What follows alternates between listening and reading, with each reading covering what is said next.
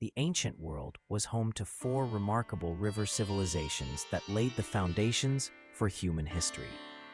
Among these, Mesopotamia emerged and flourished along the fertile banks of the Tigris and Euphrates rivers, shaping some of the earliest known forms of writing, governance, and culture. Simultaneously, in East Asia, the great civilization of China took root beside the Yellow River, often called the cradle of Chinese culture, where countless advancements in technology, philosophy, and social organization were made. Meanwhile, in the Indian subcontinent, the Indus Valley civilization developed along the extensive course of the Indus River, known for its meticulously planned cities and enigmatic script that still fascinates historians today.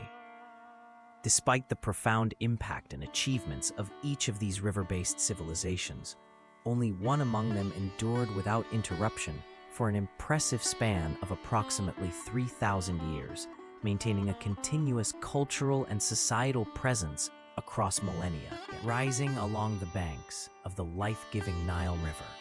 Ancient Egypt emerged as one of the most enduring and resilient civilizations in human history. What were the key factors that contributed to its extraordinary longevity, allowing it to thrive for millennia and outlast nearly every other culture of the ancient world? How did this civilization manage to maintain its stability, cultural richness, and societal structure across such vast stretches of time, despite wars, invasions, and changing environments? Today, we embark on a journey to explore and map out the complete history of ancient Egypt, beginning with the earliest farmers who chose to settle along the fertile lands beside the Nile, transforming a challenging landscape into the cradle of one of humanity's most fascinating and long-lasting civilizations. The lush and ever-nourishing banks of the Nile River to Cleopatra's unwavering and strategic alliance with the powerful Roman Empire. This story transcends the mere existence of pyramids and mummies that often dominate our imagination when we think of ancient Egypt. It delves deeper into the remarkable journey of a civilization that managed to preserve its unique and vibrant cultural identity and way of life despite facing relentless natural disasters such as devastating floods and crippling famines, as well as enduring a series of foreign invasions and prolonged occupations by external powers. This is a tale of resilience, adaptability, and steadfastness in the face of continuous challenges that shaped the very essence of Egypt's enduring legacy. Over a span of more than 3,000 years, long before the majestic Grand Pyramids rose to dominate the arid desert landscape with their immense and awe-inspiring presence, long before the era when pharaohs stood at the pinnacle of power, proclaiming their divine authority to govern and shape the destiny of their people, prehistoric Egypt was already in motion, quietly laying down the foundational stones of what would eventually become one of the most remarkable and long-lasting civilizations known to human history. This early chapter, shrouded in the mists of time, was the period when the first human communities in the Nile Valley began to organize themselves, cultivate the land, and develop the cultural and social structures that would enable Egypt to flourish for millennia to come. The story begins approximately around 10,000 BCE, during a time when the climate in North Africa was markedly different from what it is today, actually wetter and much more hospitable than the arid desert conditions that we often associate with the region now. At this early stage, the people who inhabited this area lived predominantly as nomadic hunter-gatherers. Their lifestyle involved moving from place to place in a seasonal pattern, carefully tracking and following the movements of the wild animals they hunted for food. Alongside hunting, they gathered a variety of wild plants, fruits, and seeds, which complemented their diet and provided essential nutrients. This nomadic existence meant that they were very much in tune with the rhythms of nature, relying on their deep knowledge of animal behavior and plant cycles to survive. These early Egyptians, though primitive when compared to the monumental civilization they would eventually establish, laid the foundational relationship between human communities and the land that would endure for millennia. Stone tools deliberately shaped and scattered across the surface of ancient lake beds, remnants that suggest human activity and craftsmanship.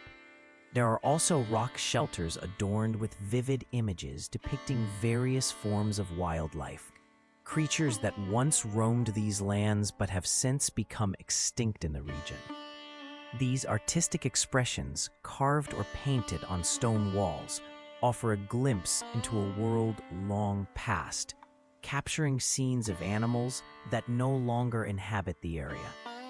As the climate slowly shifted, gradually becoming drier and less hospitable around 7000 BCE, these nomadic groups were compelled to adapt their ways of life to the changing environment. The transformation in weather patterns not only influenced the availability of resources, but also steered the movements and behavior of these early human communities. Groups started gathering and forming communities along the banks of the Nile River, where water was abundant and available throughout the entire year.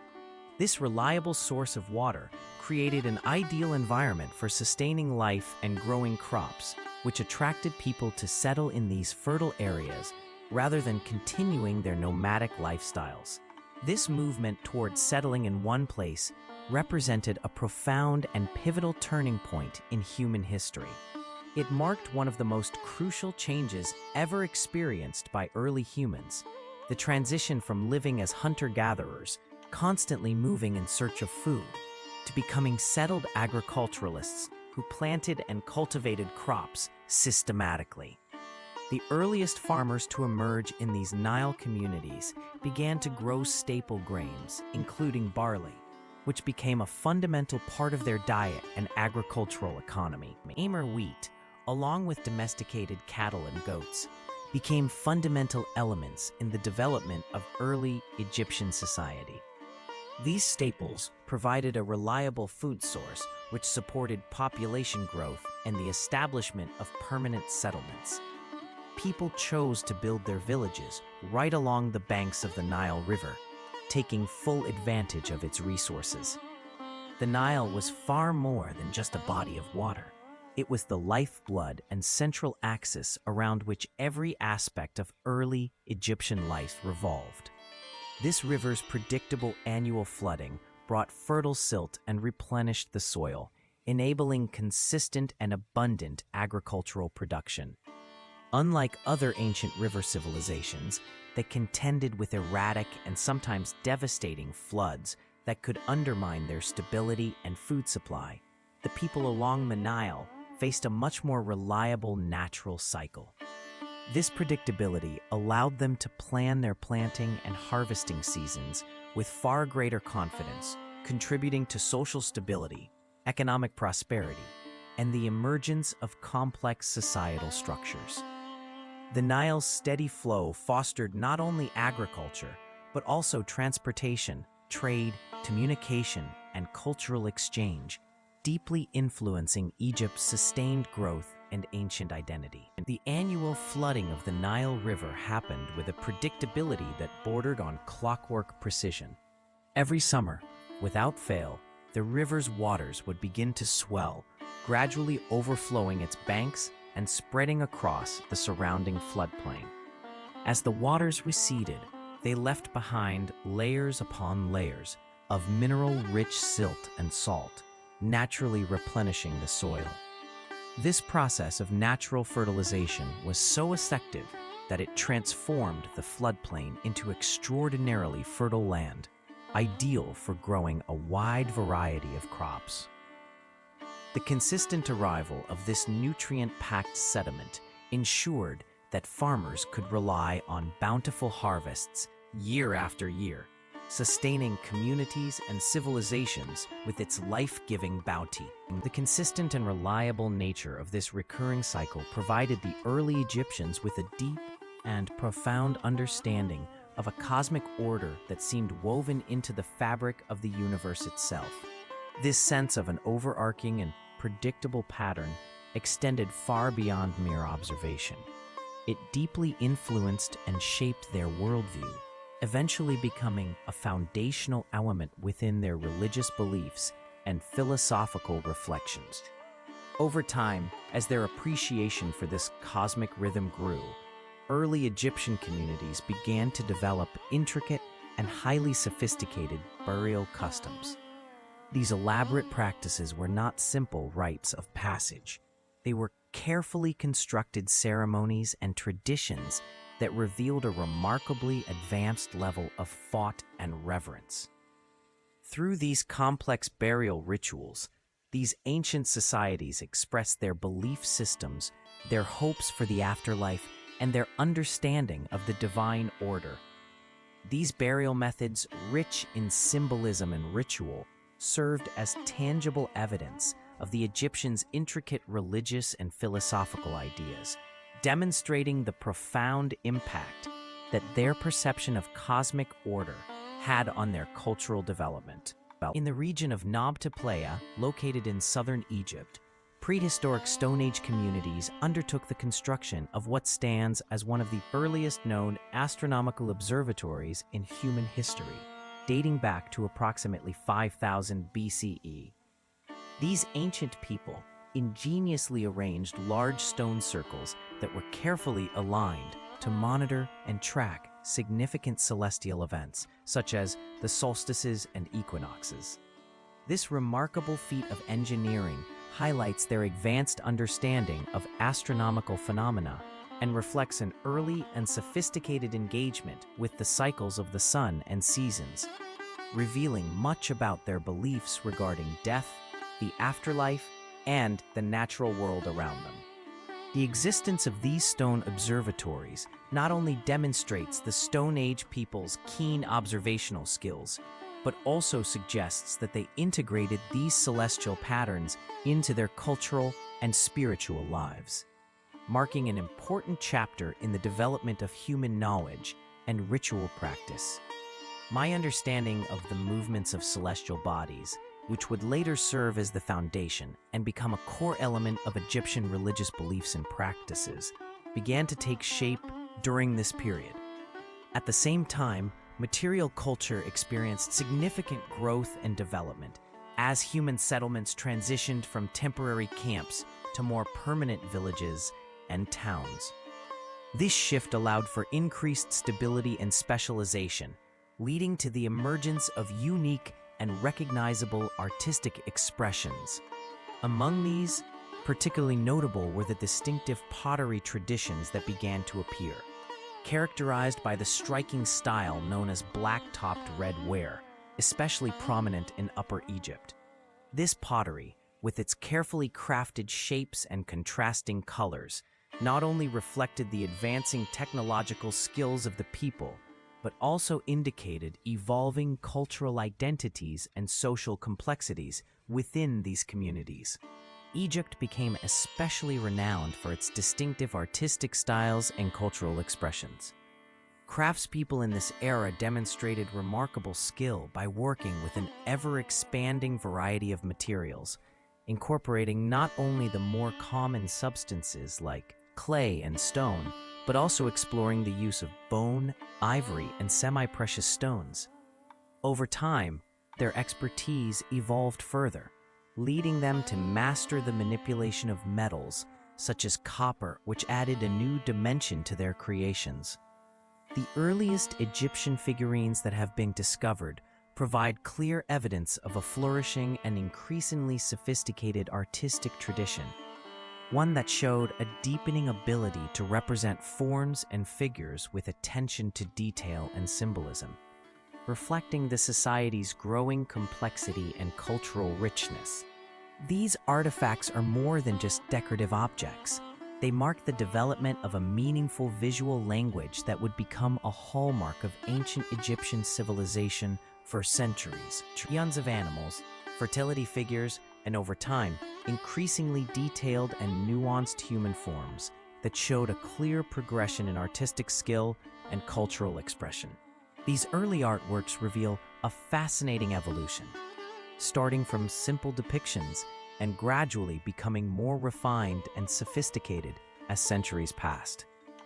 Alongside these creative developments, emerging evidence pointed to a growing social hierarchy within these communities, indicating that not all individuals were viewed or treated equally as societies transitioned from small bands to larger, more structured groups. By the year 4500 BCE, archaeological findings demonstrated that some graves were noticeably richer and more elaborate than others, suggesting the presence of greater social status or wealth for certain individuals. This stratification was reflected in the types and quantities of grave goods, showing that as settlements expanded and their social complexity increased, distinctions in power and rank became more pronounced and visible in burial practices. Bore goods far more extensively than others within their communities, indicating the rise of elite groups who possessed and controlled significantly greater resources and wealth. These differences in access to and ownership of valuable items and commodities highlighted a growing stratification in prehistoric societies. Over time, such social distinctions and inequalities intensified, setting the foundation for more complex social structures. This increasing division between ordinary individuals and elite classes eventually culminated in the formation of chiefdoms and proto-kingdoms that characterize the late prehistoric period. The inhabitants of prehistoric Egypt was far from being an isolated civilization.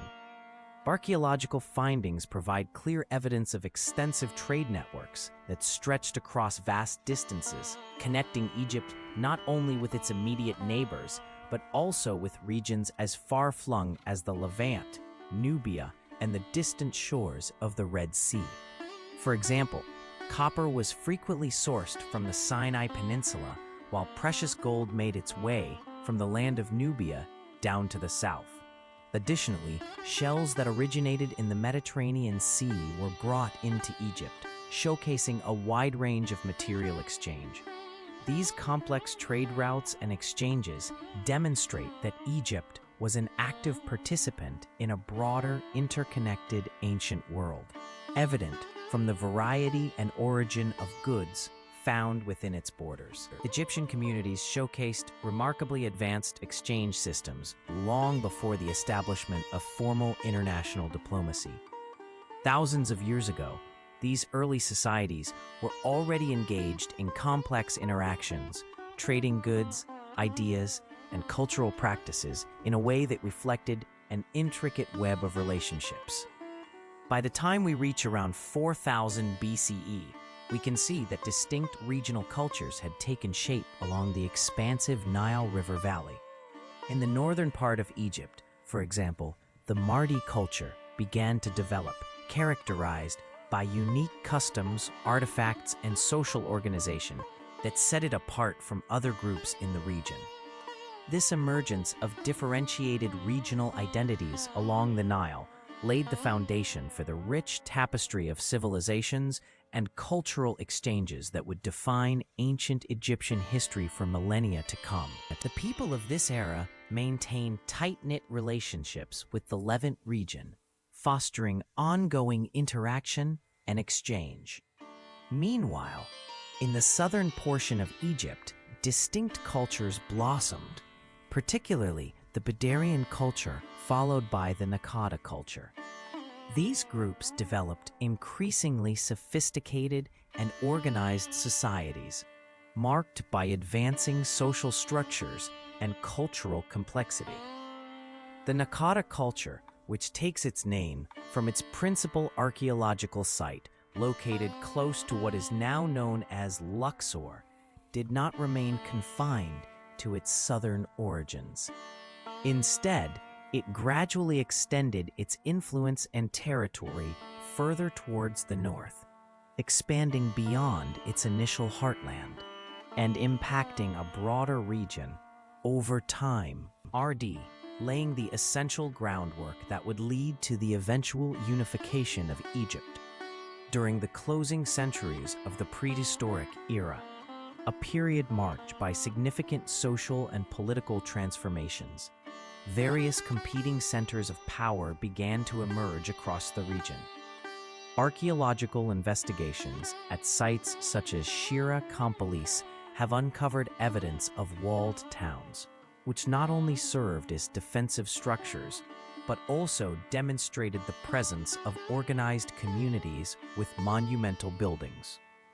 These impressive architectural feats reflect an increasing complexity in social organization and the consolidation of authority, foreshadowing the political unification that would later define ancient Egyptian civilizations. Inks, craft workshops, and clear evidence of specialized labor dedicated to particular skills and industries. At the site of Abydos, large and elaborate tomes have been found, indicating the presence of powerful rulers who commanded substantial and extensive resources. These early proto-states, each maintaining control over distinct sections of the fertile Nile Valley, acted as the immediate and direct predecessors to the unified Egyptian state. From these scattered and fragmented proto-states, each operating independently with their own customs, leaders, and territorial ambitions, emerged what can be considered one of the most significant and transformative political moments in the ancient world. This unification was so profound and impactful that the symbols created to represent it became deeply embedded in Egyptian culture and governance. Indeed, these powerful icons and motifs would persist through millennia, continuing to adorn the royal regalia and insignia of Egyptian rulers, even 3,000 years after the original unification took place. Around this pivotal period in history, the merging of these disparate regions marked the beginning of a new era, establishing the political and cultural foundation upon which ancient Egypt would rise and thrive. Around 3,800 BCE, a significant period when bronze tools were beginning to gain widespread use across the Mesopotamian region, and stone hinges were being incorporated into the construction of some of the earliest known buildings. King Norma achieved a feat that many thought could never be done. This leader, hailing from Upper Egypt, the southernmost area of the land, initiated a bold and unprecedented action. It was during this transformative era, marked by advances in technology and architecture, that King Norma emerged as a pivotal figure who managed to accomplish something truly extraordinary. His reign in Upper Egypt coincided with these early developments in human civilization, and it was against this backdrop that he boldly launched a campaign, one that surpassed previous limits and expectations. This military campaign achieved a decisive and triumphant conquest of Lower Egypt, located in the northern region of the country. Through this conquest, it managed to bring this entire area under the control of a singular governing power, effectively creating the world's very first territorial nation-state unified under one central authority. This groundbreaking and historic process of unification, which marked a pivotal moment in the development of early civilizations, is most clearly and strikingly preserved in the form of the Narmer palette, a ceremonial artifact crafted with intricate details that vividly narrate the events and significance surrounding this monumental achievement. This ceremonial cosmetic slab, meticulously carved from fine sandstone, stands out as a truly remarkable artifact rich with historical and cultural significance. It presents a vivid visual narrative that unfolds across both of its intricately designed sides. On one side, the figure known as Norma is depicted wearing the iconic white crown, symbolizing his authority over Upper Egypt. In this portrayal, he is seen inspecting the decapitated heads of his defeated enemies, a powerful image that speaks to his dominance and the harsh realities of war. Conversely, on the other side of the slab, he is depicted wearing the red crown, which signifies his rule over Lower Egypt, completing a dual representation of his sovereignty over the unified Egyptian lands. This dual imagery not only underscores his political power, but also highlights the cultural and symbolic importance of the crowns, offering a fascinating glimpse into the artistry and symbolism of the time. Egypt, during a fierce campaign aimed at subduing a northern adversary, created more than just a record of triumph. This palette stands as a powerful symbol that transcends the mere celebration of a military conquest. It doesn't just mark the defeat of an enemy, it introduces a carefully crafted visual language deeply woven into the identity of kingship in Egypt. This artistic and symbolic expression would go on to shape and influence the way pharaohs portrayed their power and authority for centuries to come.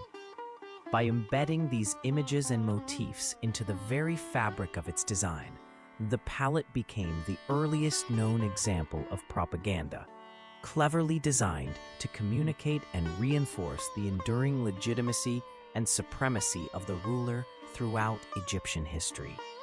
In this way, it set a precedent, establishing a foundational template for how rulers would visually assert their dominance, control, and divine right to rule over their people and enemies alike. A deeply influential political narrative within the realm of art. The true brilliance behind Norma's political strategy for unification lay not just in his military conquests or his ability to overpower rivals through brute force, but in the sophisticated manner in which he established and legitimized his authority. Instead of simply imposing his dominance over Lower Egypt through coercion or forceful subjugation, he went beyond sheer conquest to carefully craft a narrative that presented him not merely as a conqueror, but as the rightful and legitimate ruler of both Upper and Lower Egypt, thereby uniting these historically and culturally distinct regions under his sovereign rule in a way that resonated deeply within the social and political consciousness of the time. This approach not only solidified his grip on power, but also laid a foundation for the enduring political structure and cultural unity that followed, making his unification a paradigm of rulership that combined military victory with political legitimacy and symbolic authority. A dual identity that became the fundamental cornerstone and unwavering foundation for the institution of Egyptian kingship. This groundbreaking innovation in political theology introduced a revolutionary conception of the king's role, molding him not only as the supreme and legitimate earthly ruler, but also as a sacred divine mediator who bridged the mortal world with the realm of the gods. This powerful combination of temporal authority and spiritual significance created a unique and enduring framework, a conceptual architecture that meticulously established and legitimized the king's position. It was this very framework that would serve as the essential blueprint and guiding principle for the development and evolution of kingship in ancient Egypt, setting the stage for the complex and deeply intertwined relationship between religion and governance that characterized later periods and dynasties.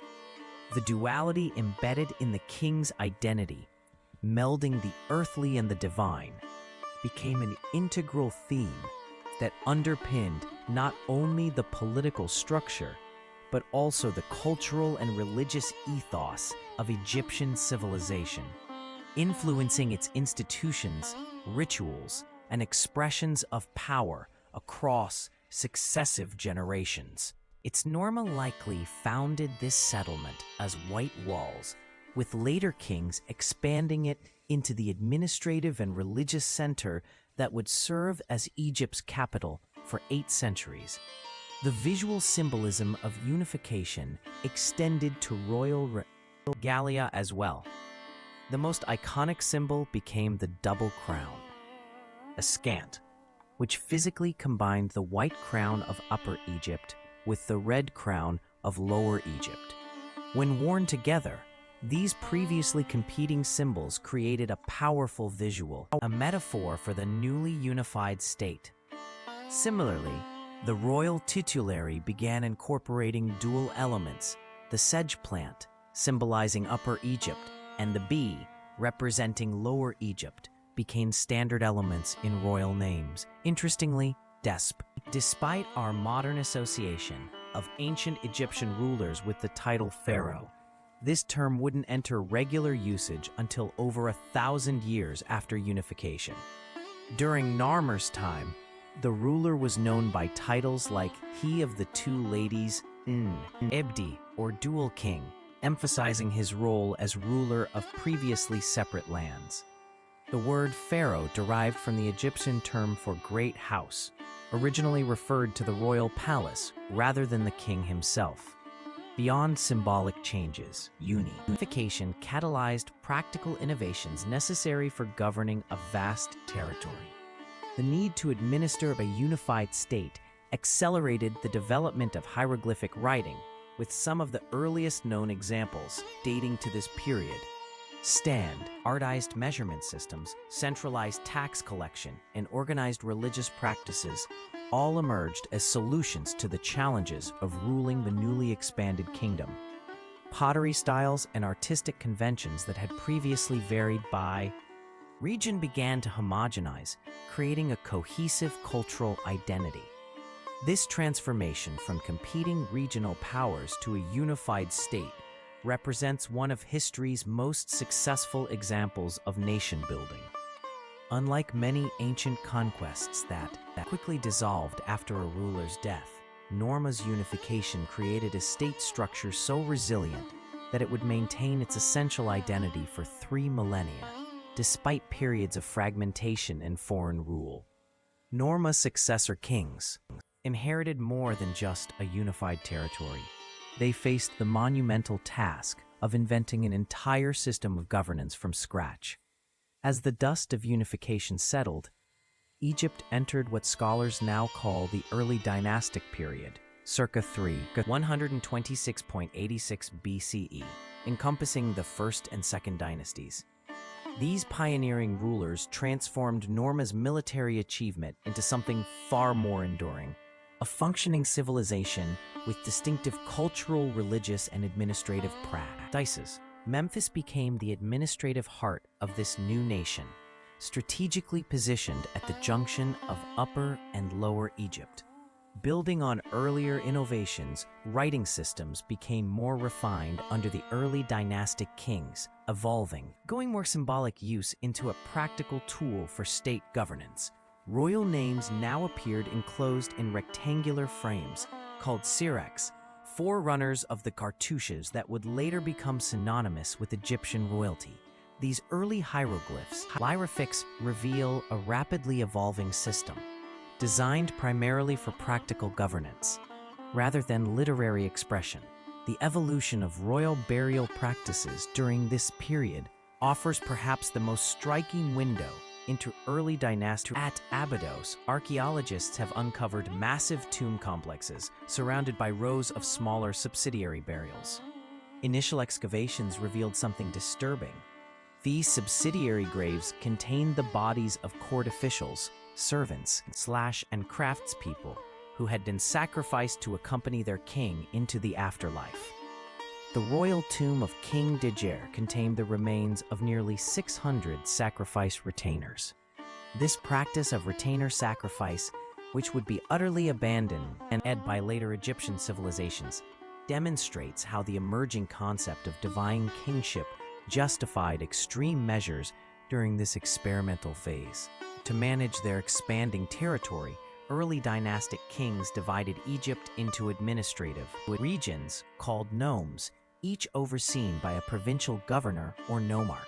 This nome system created Egypt's first formal bureaucratic structure, allowing for effective taxation and resource management across the newly unified land. Remarkably, this provincial framework would endure for thousands of years, demonstrating how fundamentally sound these earliest administrative experiences proved to be.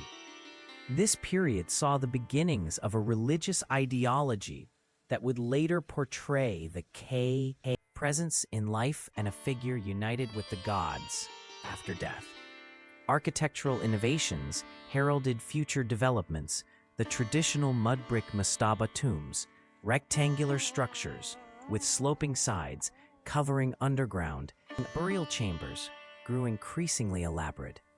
Some royal tombs began incorporating stone elements, presaging the revolutionary all-stone monuments that would define the next era. These early experiments with stone construction represented a significant technological leap, requiring new skills and organizational capabilities. The period wasn't without conflict. Evidence suggests tensions between competing power centers, particularly during the Second Dynasty, when inscriptions hint at religious conflicts concerning the gods Horus and Seth. The final Second Dynasty king, Khazekemui, appears to have reunified Egypt after some form of internal strife, as suggested by his name, meaning the two powers appear, and his unprecedented use of both Horus and Seth symbols in his royal titulary. Artistically, early dynastic craftsmen established conventions that would define Egyptian aesthetic for thousands of years. The distinctive profile view of human figures hierarchical scaling to indicate importance in the grid system for proportional representation. Early masterpieces like the ivory figure of King Den and the running pose already display the sophistication that would characterize Egyptian artist. IC production. The story of how Egypt became one of history's greatest civilizations enters a transformative chapter with Dynasty III, around 2686 BCE. As King Djoser ascended the throne, Egypt stood at the precipice of an extraordinary evolution. The relatively modest kingdom of the early dynastic period was about to become something unprecedented. A society capable of architectural achievements that would remain unrivaled for millennia. King Djoser's ambition changed the course of human history when he commissioned his brilliant vizier Imhotep to create his eternal resting place. Breaking from the tradition of mud brick mastabas, Imhotep designed what would become the step pyramid complex at Saqqara, a revolutionary LE in both scale and material, rising 204 feet high. With 6 distinct tiers, this massive structure required approximately 850,000 tons of limestone and marked humanity's first monumental stone building. The psychological impact of this the step pyramid proclaimed something entirely new, that the king's power took AD time itself. As the sun caught the polished white limestone casing stones, the structure would have appeared to literally glow on the horizon, a permanent manifestation of royal divinity visible from miles across the Nile Valley. The complete surrounding the pyramid reveals the sophisticated spatial understanding of Imhotep's design. Enclosed by a massive wall stretching 1,640 feet long and 900 feet wide, the ceremonial courtyard contained numerous ritual structures, including a festival court where the king would perform renewal rituals, proving his continued fitness to rule. These structures, initially built in perishable materials like wood and reed, were brilliantly translated into permanent stone and architectural innovation that demonstrated stone's potential as a flexible building material. Imhotep's genius extended beyond architecture. As Djoser's chief minister and high priest of the creator god, Ptah, he embodied the Egyptian ideal of the polymath, His comprehensive knowledge encompassed medicine, astronomy, mathematics, and theology. Such was his lasting reputation that centuries after his death, he achieved something almost impossible in Egyptian society: deification without royal blood. By the late period, Egyptians worshipped him as a god of healing and wisdom, with pilgrims traveling to a sanctuary seeking cures. The Old Kingdom witnessed the full flowering of the concept of divine kingship. While earlier kings, in earlier times, rulers had traditionally linked themselves closely with various gods, establishing a divine connection to justify their authority. However, during the Old Kingdom period, the understanding of pharaohs evolved significantly. They were no longer viewed merely as rulers with divine favor, but were instead recognized as living embodiments of the god Horus, embodying his essence and power during their lifetime. After their death, these pharaohs were believed to take on the role of Osiris, the god associated with the afterlife and eternal life. This shift in theological thinking created a complex and profound religious framework, in which the pharaoh was seen as the critical and indispensable link, the primary and vital mediator, serving as the bridge between the world of humans and the divine realm of the gods. The divine realm was seen as the very foundation that upheld and preserved the intricate structure of cosmic order throughout existence. At the heart of this cosmic order was the profound and multifaceted concept of Ma'at, a principle that went far beyond simple notions of truth or justice. Ma'at was commonly symbolized by the image of a delicate feather, or sometimes by a goddess seated gracefully while adorned with that same feather on her head. This feather and the goddess embodied Ma'at's deeper significance, representing harmony, balance, moral integrity, and the rightful order governing both the universe and human society. The concept of Ma'at was central to maintaining the stability of all things.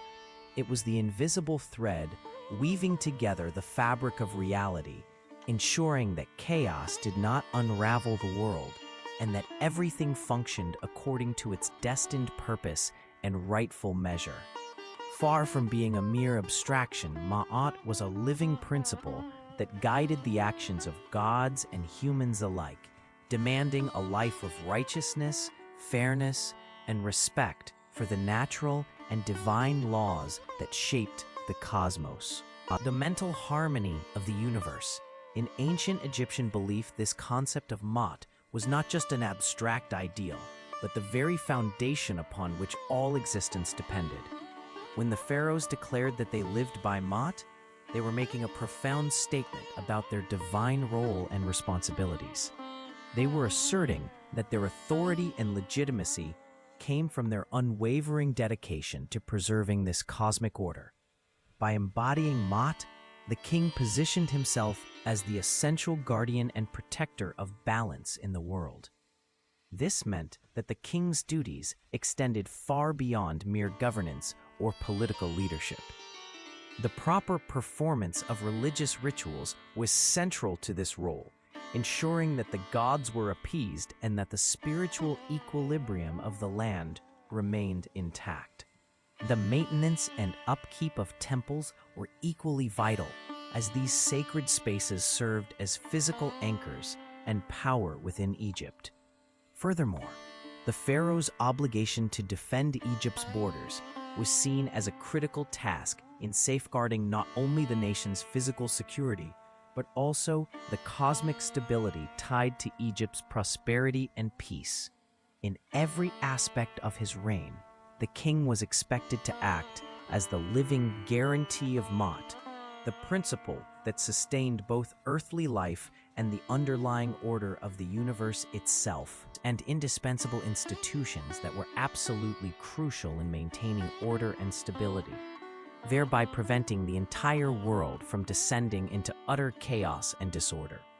In order to carry out their sacred and divine mandate effectively, The rulers of the Old Kingdom meticulously established what is widely considered to be among the earliest examples of a genuine, fully functional bureaucracy in recorded history. This gave rise to a highly advanced and sophisticated administrative system, characterized by a complex network of highly specialized officials and departments tasked with managing various aspects of governance and state functions, which collectively ensured the smooth operation and regulation of society. Titles and offices carefully defining the structure of power and responsibility that govern society. This intricate hierarchy reached back all the way to the moment when the very first king ascended to his throne, setting a precedent that would shape governance for generations. At the top of this hierarchy stood the viziers, powerful figures who acted as the king's principal advisors and right-hand men, guiding decisions that affected the entire kingdom. Just beneath them were the chief ministers, entrusted with managing various aspects of the king's realm, ensuring that the policies and mandates handed down from above were implemented efficiently and effectively. Further down the chain of command were overseers, whose role was to supervise the day-to-day operations and ensure that work proceeded smoothly, whether in agriculture, construction, or administration. Alongside them worked scribes, skilled in the art of writing and record-keeping, who maintained detailed accounts of trade, legal matters, and royal decrees, preserving the knowledge crucial to the kingdom's functioning. Tax collectors also played a vital role. They were responsible for gathering the wealth that funded the kingdom's monumental projects and maintained the lavish lifestyle of the elite. This complex and tiered system of authority wasn't just a matter of bureaucracy. It was a living framework that secured the stability and continuity of the king's rule. The monuments dating from this era proudly display grandiose titles etched in stone, such as overseer, chief minister, and other official ranks, preserving the memory of those who held these esteemed positions. These inscriptions serve as lasting testaments to the deeply ingrained social order that structured the kingdom, highlighting the importance of each role within the interconnected government machinery. Verser of all the king's works and keeper of the royal archives, a title that implies the existence of a vast and intricate governmental system, one which likely involved thousands of officials and administrators working diligently throughout the entire Nile Valley region. This complex bureaucracy was responsible for managing the numerous aspects of the kingdom's operations, from construction projects to record-keeping and resource allocation. While Motep's step pyramid marked a groundbreaking innovation in Egyptian architectural design, pushing the boundaries far beyond previous structures and introducing a new style that would influence future generations. Wat Fall followed would dwarf it in scale and precision by an unimaginable margin, surpassing even the most ambitious architectural feats we have witnessed throughout history. Just consider the sheer magnitude and meticulous accuracy involved. How, in the absence of any modern technologies or advanced machinery, could an ancient civilization possibly construct monumental structures that exhibit such perfect alignment with the celestial bodies? These marvels are oriented so precisely that they differ from the true north by less than 1/360th of a degree, an astonishing level of precision still challenging for even today's experts to replicate.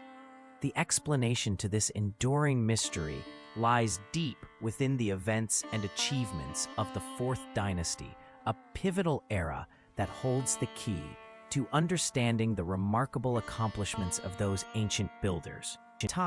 dating to approximately 2613 to 2494 BCE, marks a remarkable period in ancient Egyptian history when the construction of pyramids achieved its greatest heights under the leadership of the pharaohs Khufu, Khafre, and Menkaure. These rulers commissioned monumental tombs at Giza that stand as extraordinary testaments to the pinnacle of ancient Egyptian engineering brilliance and the impressive organizational skills required to coordinate such massive projects. Among these constructions, Khufu's own Great Pyramid emerges as an iconic symbol, showcasing the advanced architectural techniques and meticulous planning that define. Originally, it rose to an impressive height of 146.6 meters, constructed from roughly 2.3 million individual stone blocks.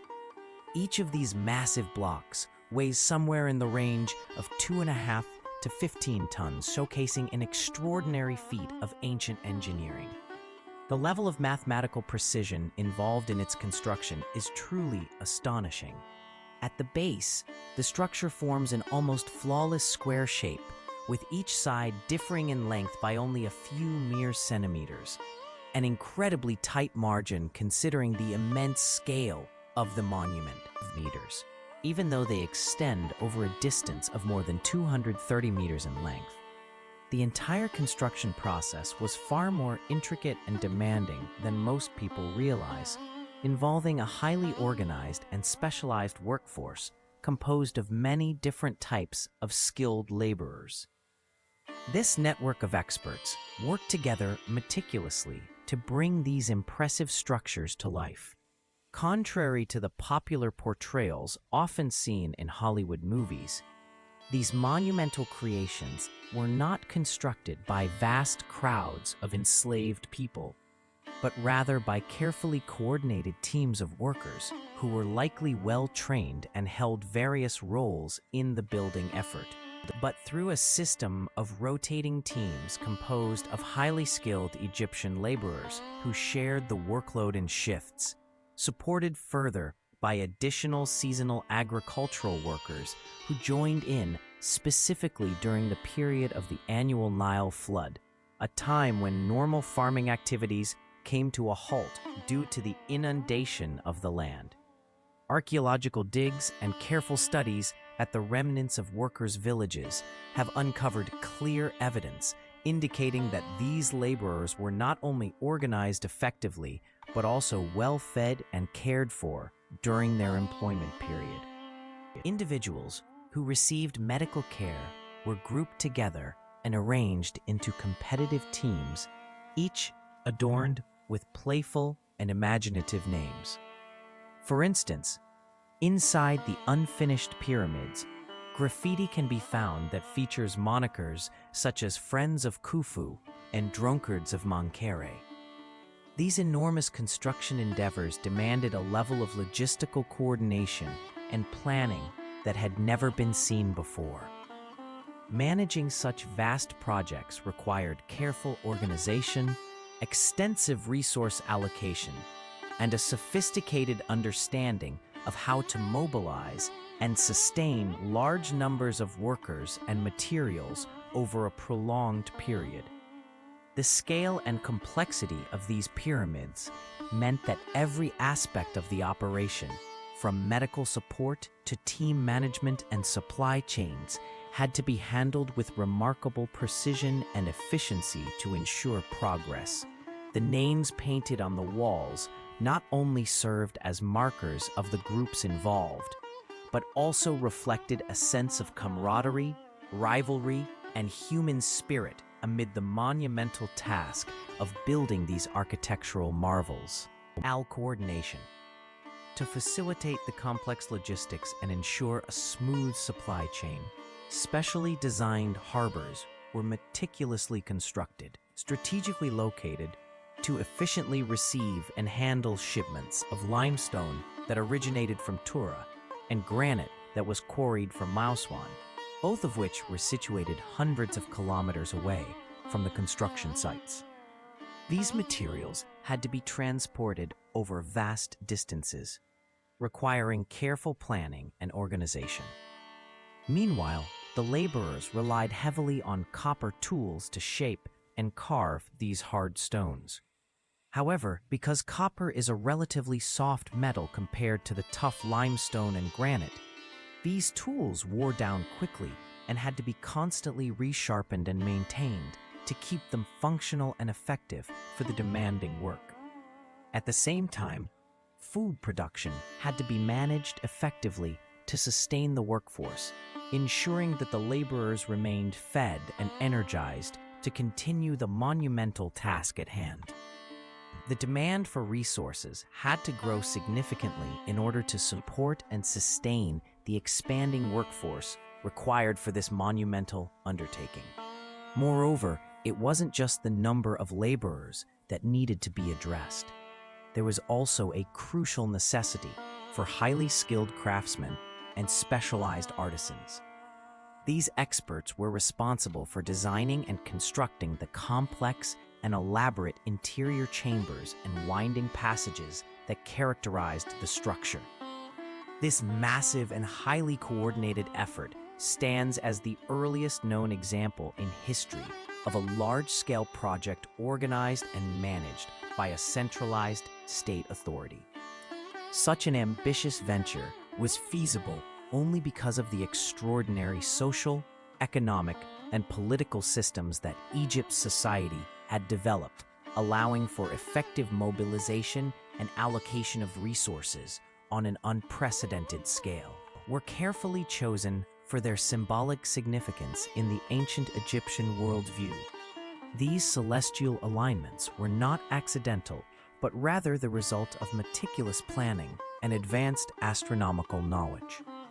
The Egyptians believed that the pyramids functioned as a bridge between the earthly realm and the divine cosmos, enabling the pharaoh's soul to ascend to the heavens and join the gods. Beyond their architectural magnificence, these monumental structures embodied a complex synthesis of religious, astronomical, and political concepts. The straight passages within the pyramids were constructed with extraordinary precision, oriented toward particular stars that held profound spiritual meaning, especially those forming the constellation of Orion's belt. Orion was associated with Osiris, the god of the afterlife and resurrection, making the alignment a powerful symbol of eternal life and divine kinship. This intricate integration of architecture and cosmic symbolism reflected the Egyptians' sophisticated bureaucracy, revealing how deeply intertwined their governance was with celestial phenomena and sacred mythologies. The ancient Egyptians held Osiris in profound reverence, viewing him as the god who presided over the afterlife and the eternal journey of the soul beyond death. This connection to Osiris deeply influenced their religious beliefs and mortuary practices. One of the most remarkable architectural feats of ancient Egypt, the pyramids, embodied these spiritual concepts in their very design. The pyramid's distinctive shape used far more than an aesthetic choice. It represented the primordial mound that emerged from the chaotic waters of creation according to Egyptian cosmology. This mound symbolized the birth of life and the beginning of the world itself. Additionally, the pyramids were seen as metaphors for the sun's rays, stretching down from the sky and touching the earth, linking the divine solar energy with the mortal realm and the deceased within. Thus, these monumental structures were much more than mere burial sites or simple tombs. They functioned as sacred launch pads, facilitating the soul's ascent to the heavens and its rebirth in the afterlife, guiding the departed king in his journey to join the gods among the stars. Had specifically crafted to propel the departed pharaoh upward, ensuring his swift journey to join the celestial gods that reign in the heavens.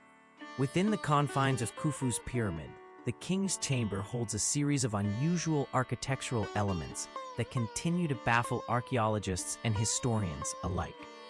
Among these features are air shafts, which, despite their name and apparent function, do not actually serve the practical purpose of ventilating the room.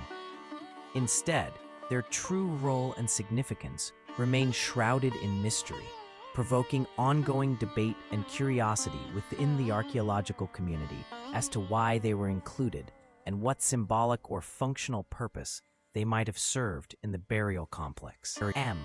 But rather align precisely with specific important stars that were visible in the ancient Egyptian night sky.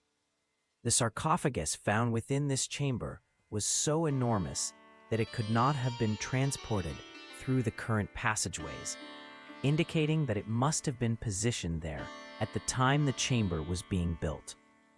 This detail serves as proof of the meticulous planning and architectural expertise involved in the construction process, showcasing the intentional design choices made by the ancient builders, the alignment with celestial bodies, and the logistics surrounding the sarcophagus placement. Both underscore the sophistication and purpose behind this remarkable structure. The meticulous, advanced planning that these enormous projects demanded was truly remarkable.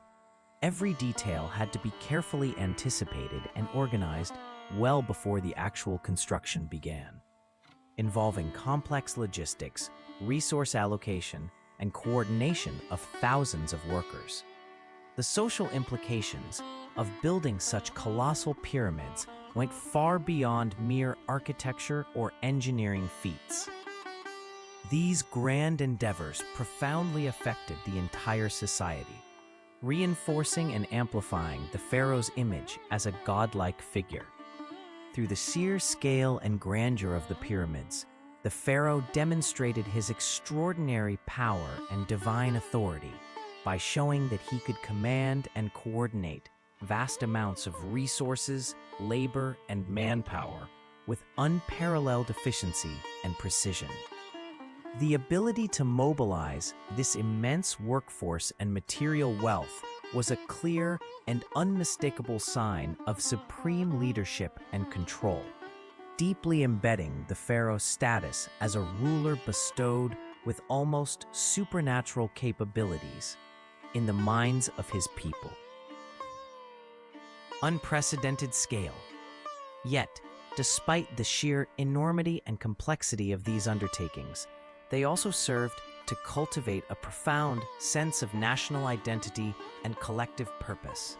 In bringing together thousands of individuals from diverse backgrounds, these projects created a powerful shared enterprise that went far beyond local loyalties and affiliations.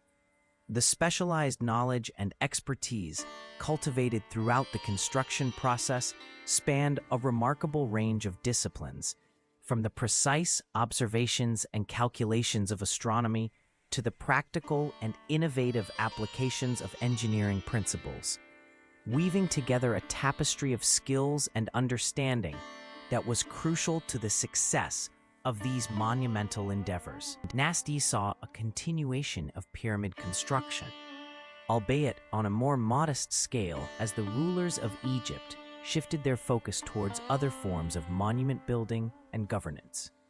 Over time, the grand architectural feats that characterized the Fourth Dynasty became less common, yet the innovations in engineering, mathematics, and administrative techniques laid down during that era continued to shape the culture and achievements of ancient Egypt for thousands of years. This intellectual foundation, spanning from precise calculations and project management skills to sophisticated artistic and religious expressions, permeated Egyptian society deeply, reinforcing its stability and grandeur long after the heyday of the Great Pyramids. While the grandeur of earlier pyramids was never matched again, the legacy of those early accomplishments persisted, underpinning Egypt's enduring status as a civilization rich in knowledge, creativity, and organizational prowess for centuries to come. The nasty pharaohs constructed pyramids that were noticeably smaller in scale and grandeur compared to those of earlier times, choosing instead to allocate a larger share of their resources, labor, and attention toward the development and embellishment of sun temples. This strategic shift in architectural focus marked a clear departure from the monumental pyramid building projects that had previously dominated the landscape. Moving forward into the era known as the Sixth Dynasty, the quality of pyramid construction deteriorated even more significantly, reflecting the gradual but steady weakening of royal authority and centralized power over Egypt. This decline in both craftsmanship and political strength meant that the once magnificent tradition of erecting grand pyramids began to lose its luster and importance. Ultimately, the glorious and awe-inspiring epic of pyramid building endured for only a limited number of generations. A relatively brief and fleeting moment in history that nonetheless left a profound and lasting impression on the world's cultural heritage. Yet it remains evident that it represented ancient Egypt at the height of its power and organization, a civilization whose achievements were so remarkable that they would stand unparalleled for millennia to come.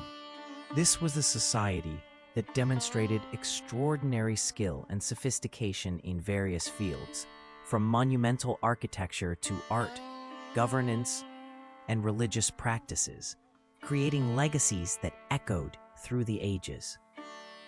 However, as the size of the pyramids began to shrink, signaling a shift from the colossal constructions of the past, this apparent decline in grandeur belied a far more significant and profound transformation occurring within the heart of Egypt's culture and society.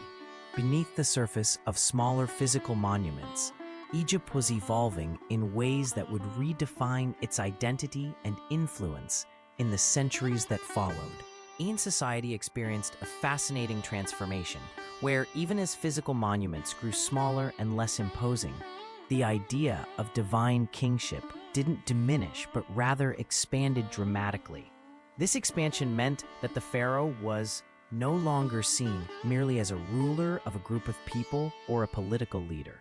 Instead, the pharaoh came to embody a far more profound and encompassing concept, becoming the personification of the entire cosmic order itself. In this evolved system, the pharaoh's role transcended ordinary governance. He was perceived as the living link or bridge between the human world and the divine realm. This unique position placed the pharaoh at the very center of existence, serving not just as a king, but as a pivotal figure who maintained the balance, harmony, and continuity of the universe, ensuring that both the earthly and spiritual dimensions remained intertwined and in perfect alignment. Humanity and the gods, this transformation was accidental, yet carried out with a sense of deliberate intention and thoughtful calculation. The pharaoh, having undergone this profound change, now stood firmly at the very pinnacle of an intricate and highly developed theological framework that portrayed him as the ultimate guarantor and upholder of universal harmony and balance in the cosmos. Each and every morning, without fail, when the pharaoh opened his eyes to greet the new day, the sun rose, a phenomenon that occurred not simply due to happenstance or random chance, but because the king, who was revered and recognized as the terrestrial embodiment of divine power and authority, actively performed the sacred and essential rituals required to maintain the seamless continuity of the cosmos. His role transcended ordinary leadership. When he took part in officiating these important ceremonies, he was not merely conducting religious observances for formality's sake or communal tradition. Instead, his actions were deeply integral to sustaining the balance and harmony between the celestial forces and the earthly realm, ensuring that the natural order, symbolized by the sun's daily ascent, remained unbroken and stable.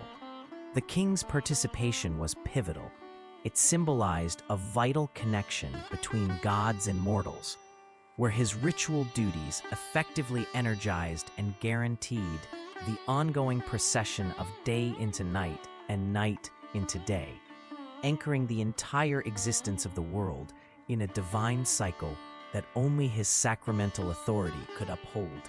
Yes, but more than just symbolizing authority, the pharaoh's role extended to literally upholding the order of creation itself, ensuring cosmic balance and harmony prevailed throughout the land. Over time, the physical expressions of this royal power grew ever more intricate and elaborate, reflecting the weight and sanctity of his divine status. Almost invariably, the pharaoh was never observed without donning his complete ensemble of ceremonial attire. This full regalia was more than mere decoration. It was imbued with deep meaning. Among its key elements was the curved crook, a powerful emblem representing his sacred duty as the shepherd and guardian of his people, guiding them with care and protection as one would tend a flock.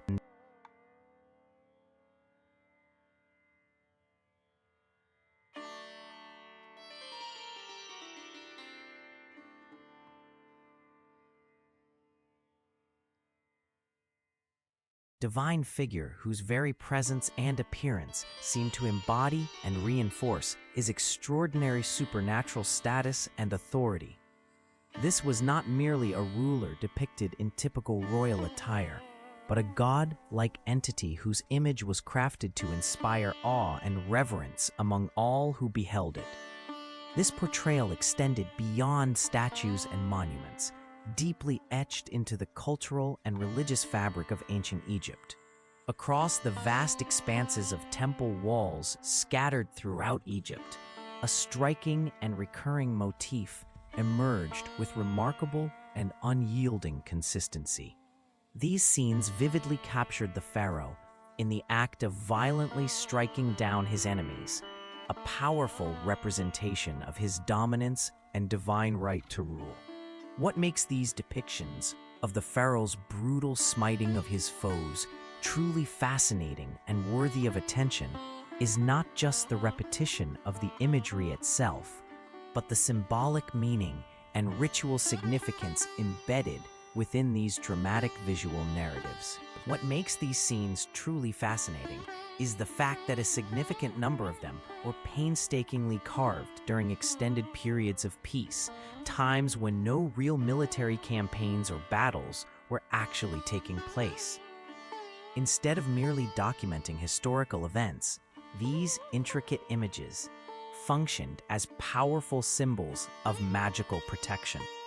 They were ritualistic acts, carefully immortalized in stone, designed to continuously reinforce the pharaoh's dominance. Through these artistic expressions, the pharaoh was depicted as perpetually triumphing over the forces of chaos, maintaining order and control indefinitely, even in the absence of actual warfare.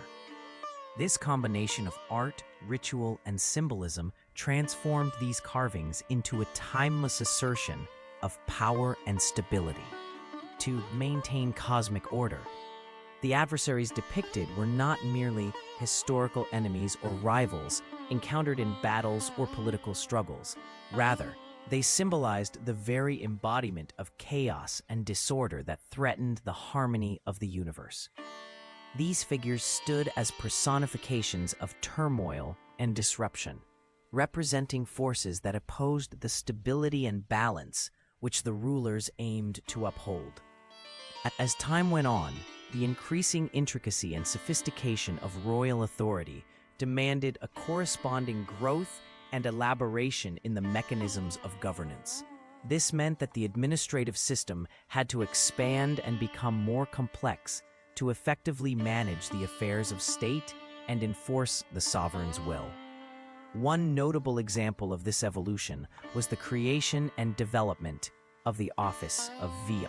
The position of vizier grew to become the most influential and authoritative role within the kingdom that was not held by a member of the royal family itself.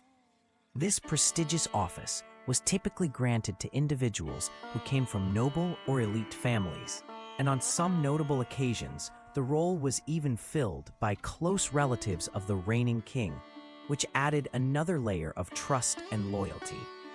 The vizier carried the weighty responsibility of managing the kingdom's justice system, ensuring that laws were upheld and fairness maintained throughout the land. Additionally, this figure was deeply involved in overseeing the taxation process, making certain that revenues were collected efficiently and contributed to the kingdom's stability and prosperity. Beyond these duties, the vizier was entrusted with the supervision of nearly all major government functions, serving as the pivotal link between the monarch and the administration. Each day, without fail, the vizier began their morning with a series of important tasks and decisions that set the tone for their governance, demonstrating both dedication and unwavering commitment to the kingdom's orderly management and success. The vizier regularly convened with the pharaoh to deliberate on important matters concerning the governance and administration of the realm. These meetings allowed them to review, plan, and decide on various state affairs, ensuring that the kingdom functioned smoothly and efficiently. Once these discussions concluded and the pharaoh's decisions and directives were clear, the vizier took it upon himself to communicate and enforce the royal will across the extensive and often complex bureaucracy. This involved overseeing a wide range of officials and departments, making sure that all orders were implemented promptly and accurately. During periods when the pharaoh was absent, whether due to travel, health, or other reasons, the vizier's power expanded significantly. His authority in such times was nearly absolute, as he effectively acted as the sovereign's surrogate, wielding tremendous influence and control over every aspect of governance. This substantial responsibility underscored his indispensability to the smooth operation of the state, marking him as a central figure without whom the administration would struggle to function effectively. Yet, despite this immense power and crucial role, the vizier always subordinate to the overarching authority of divine kingship. The economic dimensions of pharaonic power underwent a significant and remarkable expansion throughout the extensive and intricate temple system. These massive temple complexes were far more than merely places designated for religious worship or spiritual gatherings. They functioned as formidable centers of economic influence and control. Within these grand structures, a vast array of agricultural resources and production activities were managed and overseen, effectively placing these temples at the heart of economic operations and wealth accumulation in the society. The temples exerted considerable control over large tracts of farmland and agricultural output, making them pivotal players not only in religious life, but also in the economic sustenance and prosperity of the region. Through this dual role, the temples maintained and expanded their power by integrating spiritual authority with economic dominance, solidifying their crucial position within the social and political hierarchy under the rule of the divine kings. Real estates, workshops, and organized labor forces. Historical records and archaeological evidence indicate that by the peak or height of the New Kingdom period, the temple domains as a whole wielded control over roughly 1/3 of the entirety of Egypt's arable land. Every single donation or gift that the pharaoh bestowed upon a temple, whether it came in the form of land, livestock such as cattle, or other valuable resources, contributed significantly to the expanding wealth and influence of these religious institutions. This accumulation allowed temples not only to amass extensive agricultural holdings, but also to establish and maintain numerous workshops, providing various goods and services as well as to support labor forces who worked the land and operated these facilities. The extensive control over such resources highlights how deeply intertwined the religious and economic spheres were during this era. Gold, or precious materials, played a significant role in reinforcing both divine and royal authority by establishing centralized hubs of production and distribution that were closely linked to the legitimacy bestowed by pharaonic traditions. These centers not only functioned as economic and administrative nodes, but also symbolized the intertwined nature of spiritual and political power. At the same time, the theological basis underpinning royal governance underwent substantial development and transformation. In particular, the solar cult emerged as a prominent religious institution, further solidifying the ideological framework that justified and supported monarchic rule. The worship of the sun, with its connotations of light, life, and cosmic order, became deeply embedded in the way rulers presented their authority, enhancing their aura of divine sanction and reinforcing their position at the apex of society. The concept of the Ra, or sun, gained unprecedented prominence in ancient Egyptian culture, becoming a central element in the religious and political landscape of the time. Pharaohs, recognizing the immense power and symbolic significance of the sun god, began to increasingly incorporate the idea of being the sun's son into their official titulary. This was not simply a poetic or metaphorical expression meant to elevate their status. Rather, within the complex and deeply spiritual framework of Egyptian theology, this divine sonship was understood quite literally. The king was believed to be physically generated by the sun god himself, making the pharaoh not just a representative or chosen ruler, but a living embodiment and direct descendant of the divine solar deity. This theological assertion elevated the king's authority to a supernatural level, blending religion and governance in a way that reinforced his supreme role over both the earthly and spiritual realms. The idea that the pharaoh was born from the sun god shaped the very foundation of kingship, influencing rituals, iconography, and the daily administration of the state, and it solidified the sun's position as a central figure of worship and political symbolism throughout ancient Egyptian history, endured as an unbroken channel between the mortal realm and the celestial, established when the sun god's sacred essence was mystically imbued within the queen. Through this extraordinary and otherworldly process, the queen became a vessel for divine energy, embodying the spiritual authority bestowed upon her by the heavens. Consequently, every pharaoh who ascended to the throne was not merely a ruler by earthly right, but was revered as a tangible embodiment of the divine force itself. This unique status served to bridge the human world and the vast cosmic powers, forging an intimate and unyielding connection between ancient Egypt and the universe's supreme spiritual currents. The sacred energy coursing through each pharaoh was more than symbolic. It was a living, breathing testament to their role as intermediaries between gods and people, a continuous link that upheld the sanctity and order of the kingdom under the watchful guidance of cosmic influence. Mighty power of their divine right, nothing in the natural world seemed capable of such devastation, yet what unfolded shattered not only the physical structures that had stood for centuries, but also the deeply ingrained beliefs that had anchored society and faith alike.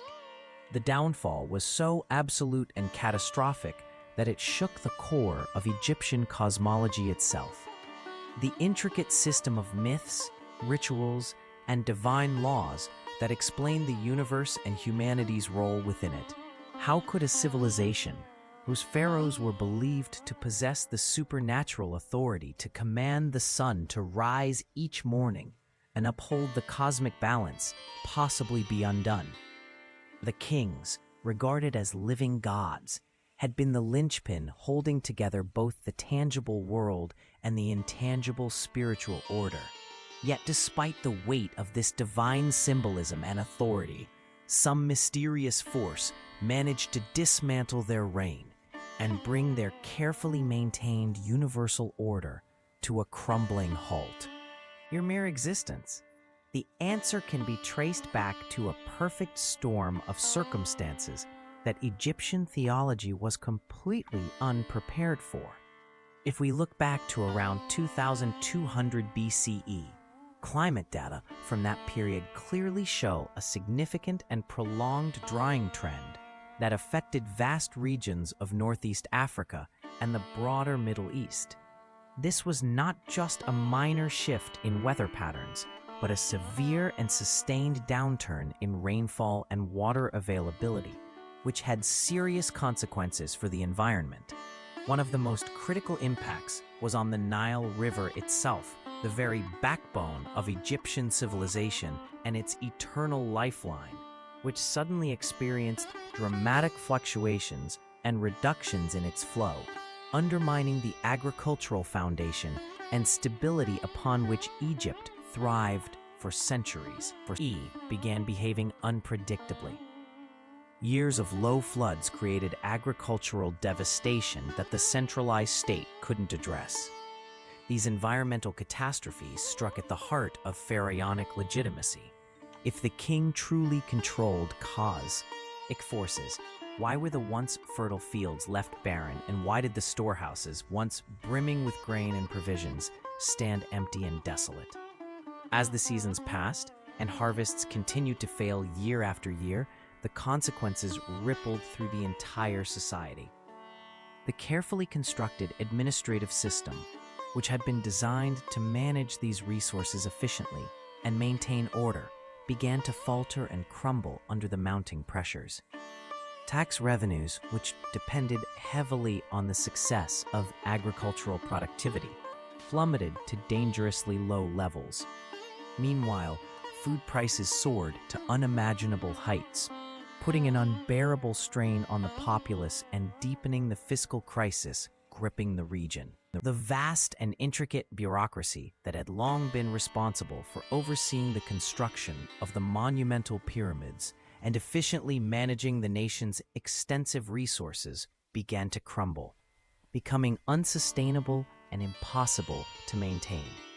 This sprawling administrative system had once functioned smoothly, coordinating countless workers, artisans, and officials to achieve feats of engineering and societal organization that were nothing short of extraordinary. However, over time the pressures, both internal and external, became too great, and the delicate balance required to keep this machinery functioning fell apart.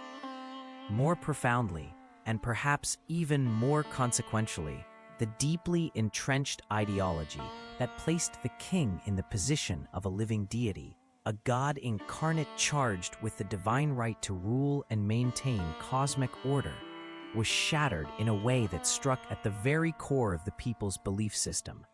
The notion that a mortal man could embody the divine and wield such absolute authority was suddenly thrown into question. The people, faced with the evident failures and the unraveling of the state's foundational institutions, found it increasingly difficult, if not impossible, to maintain their faith in the living God's ability to guide and protect them. This loss of trust in the divine kingship was not a small matter. It represented a fundamental crisis that undermined the entire social and political structure, shaking the very pillars upon which their civilization had been built.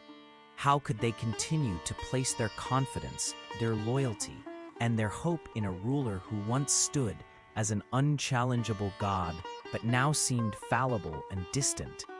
The disillusionment spread, affecting every level of society and leaving an enduring impact on the future trajectory of of the civilization. They couldn't even manage to provide the most fundamental need for survival, something as basic and essential as food.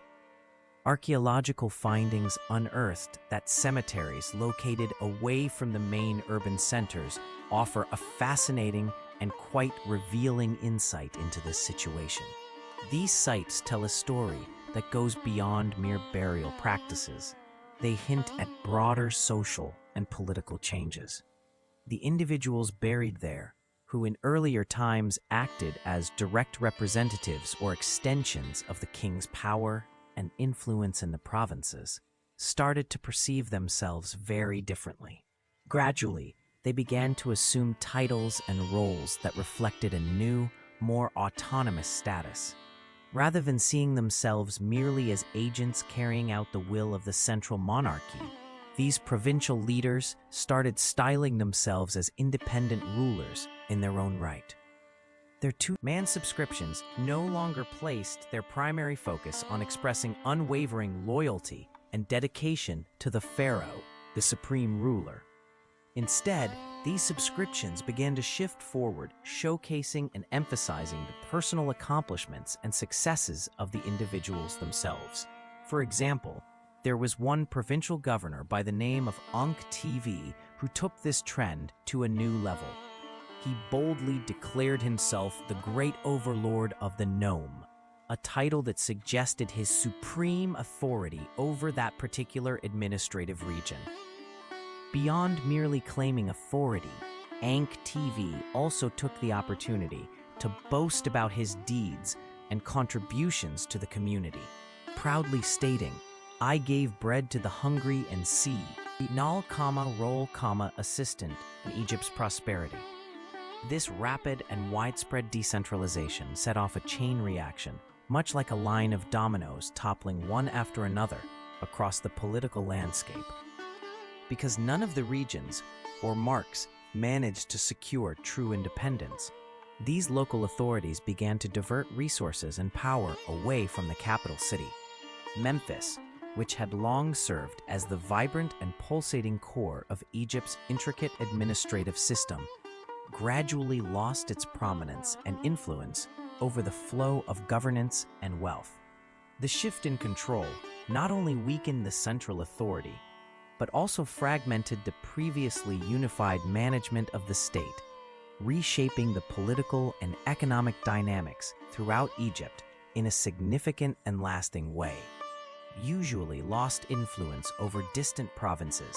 As the central power weakened, the pharaoh found it increasingly difficult to exert control beyond the immediate heartland of Egypt. The farther regions began to drift away from direct administration, often operating with considerable autonomy or even outright rebellion. This loss of influence was compounded by a sharp reduction in the state's revenues. With fewer resources flowing into the royal treasury, the pharaoh's ability to finance grand initiatives diminished drastically. No longer could the ruler commission and oversee the construction of massive building projects that had once symbolized and reinforced the strength and unity of the kingdom.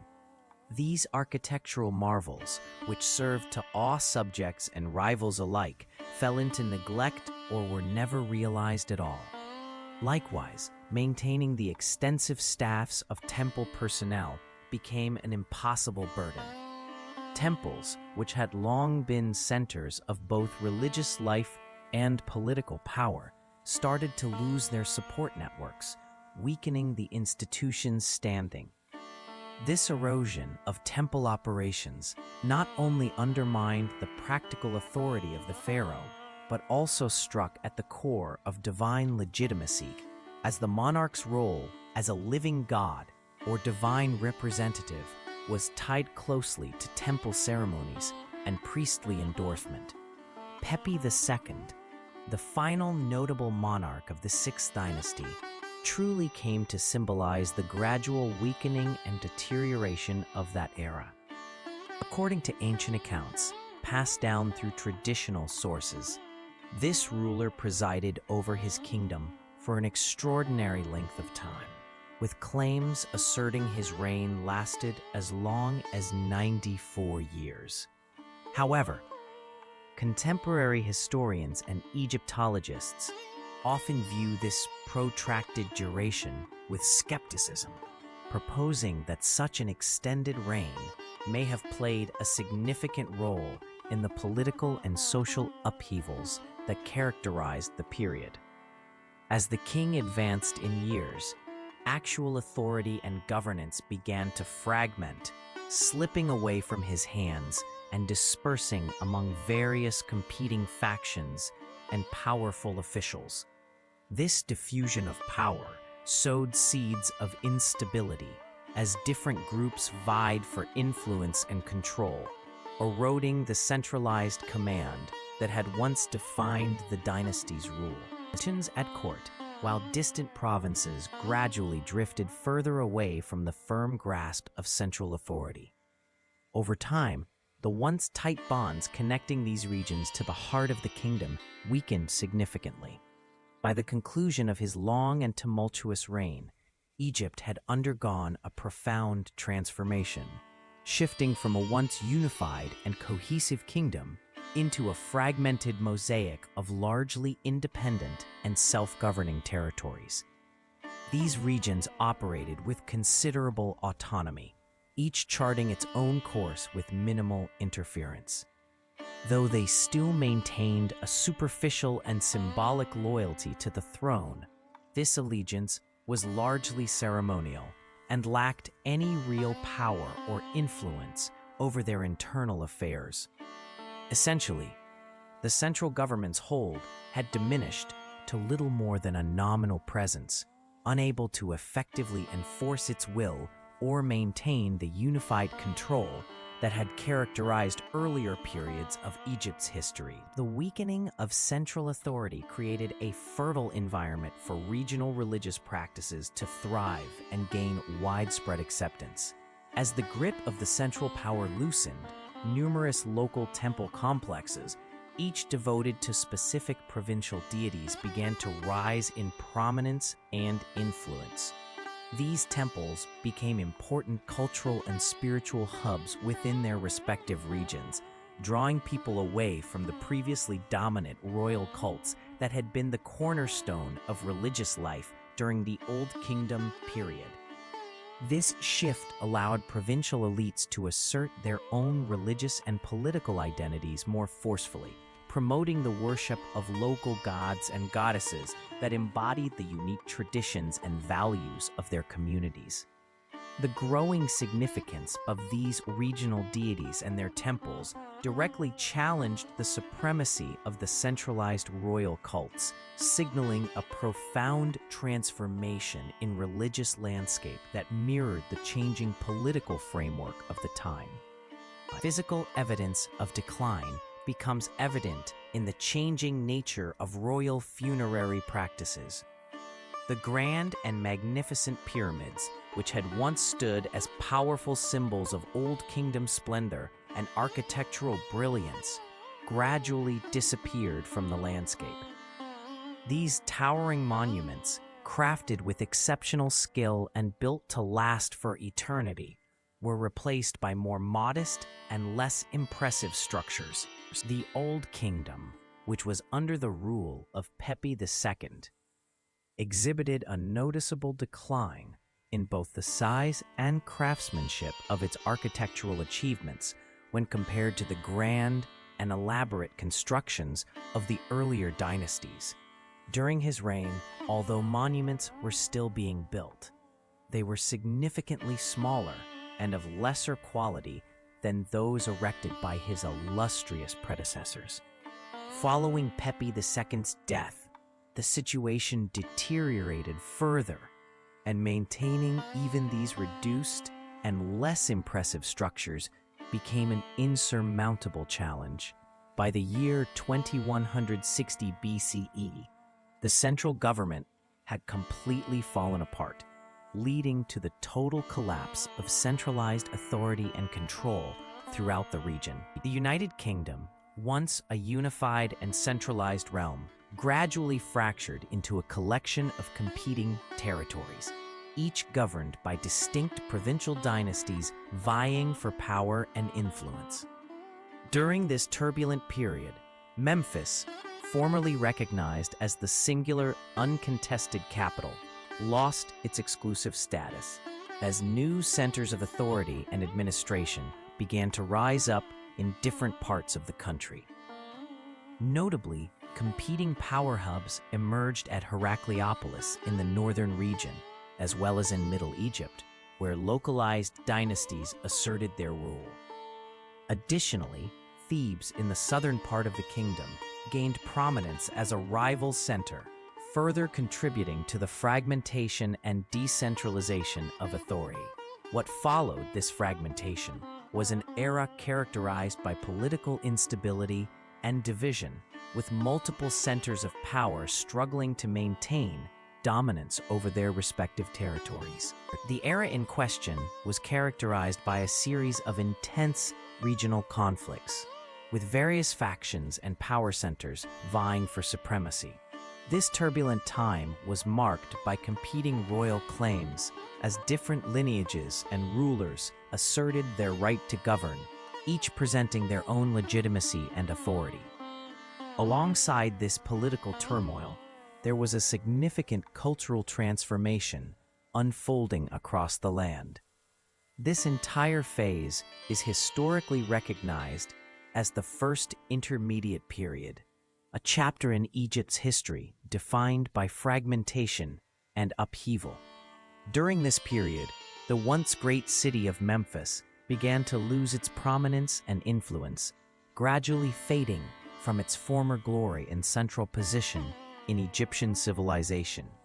Meanwhile, in the backdrop of Memphis's decline, two especially ambitious and powerful cities were rising to prominence, both preparing to contend fiercely for control over Egypt's very soul and future destiny. These two cities, Heracleopolis and another located in the northern part of the country, became the principal antagonists in this struggle, setting the stage for a confrontation that would determine the political and cultural direction of the nation for years to come. And Thebes, located in the southern region, was separated from other influential Egyptian centers, not merely by physical, geographical distance, but more importantly, by deeply contrasting visions and aspirations for the future direction that Egypt might take. This divergence stemmed from a significant ideological split regarding the nature of rulership and governance, especially in the aftermath of the dramatic and undeniable collapse of the long-standing divine kingship model that had once been the bedrock of Egyptian political and religious life. The failure of this model was nothing short of spectacular, shaking the very foundations of Egyptian society and prompting vastly different interpretations of what should come next. Throughout this period of fragmentation and instability, which endured roughly from around the year 216 BCE, marking an era characterized by decentralization and competing power centers, these conflicting visions defined the political and cultural landscape of Egypt in sharp contrast to previous epochs of unity and centralized divine rule. Between the years 0 and 2055 BCE, Egypt went through a period that was far from typical or predictable. Rather than descending into complete decline, the civilization experienced a remarkable cultural renaissance, a flourishing of artistic and intellectual life that emerged even as the political landscape was marked by chaos and fragmentation. The breakdown of a strong, centralized authority didn't just bring hardship, it also opened up new opportunities for creativity and experimentation on a more local scale. This absence of centralized control allowed regional centers and local workshops the freedom to explore and develop unique artistic styles, uninhibited by the constraints and uniform standards that a powerful central government might impose. As a result, various regions across Egypt became hotbeds of innovation, each cultivating its own distinct aesthetic and cultural expressions, shaping a diverse mosaic of artistic traditions that thrived during this turbulent yet surprisingly fertile era. For rigid conventions that had once been strictly dictated by royal artisans, whose influence was pervasive and unwavering, began to loosen and give way to more diverse and innovative expressions. In various provincial tombs located at sites such as Moala and Jebillion, there is clear evidence of a departure from the old established norms.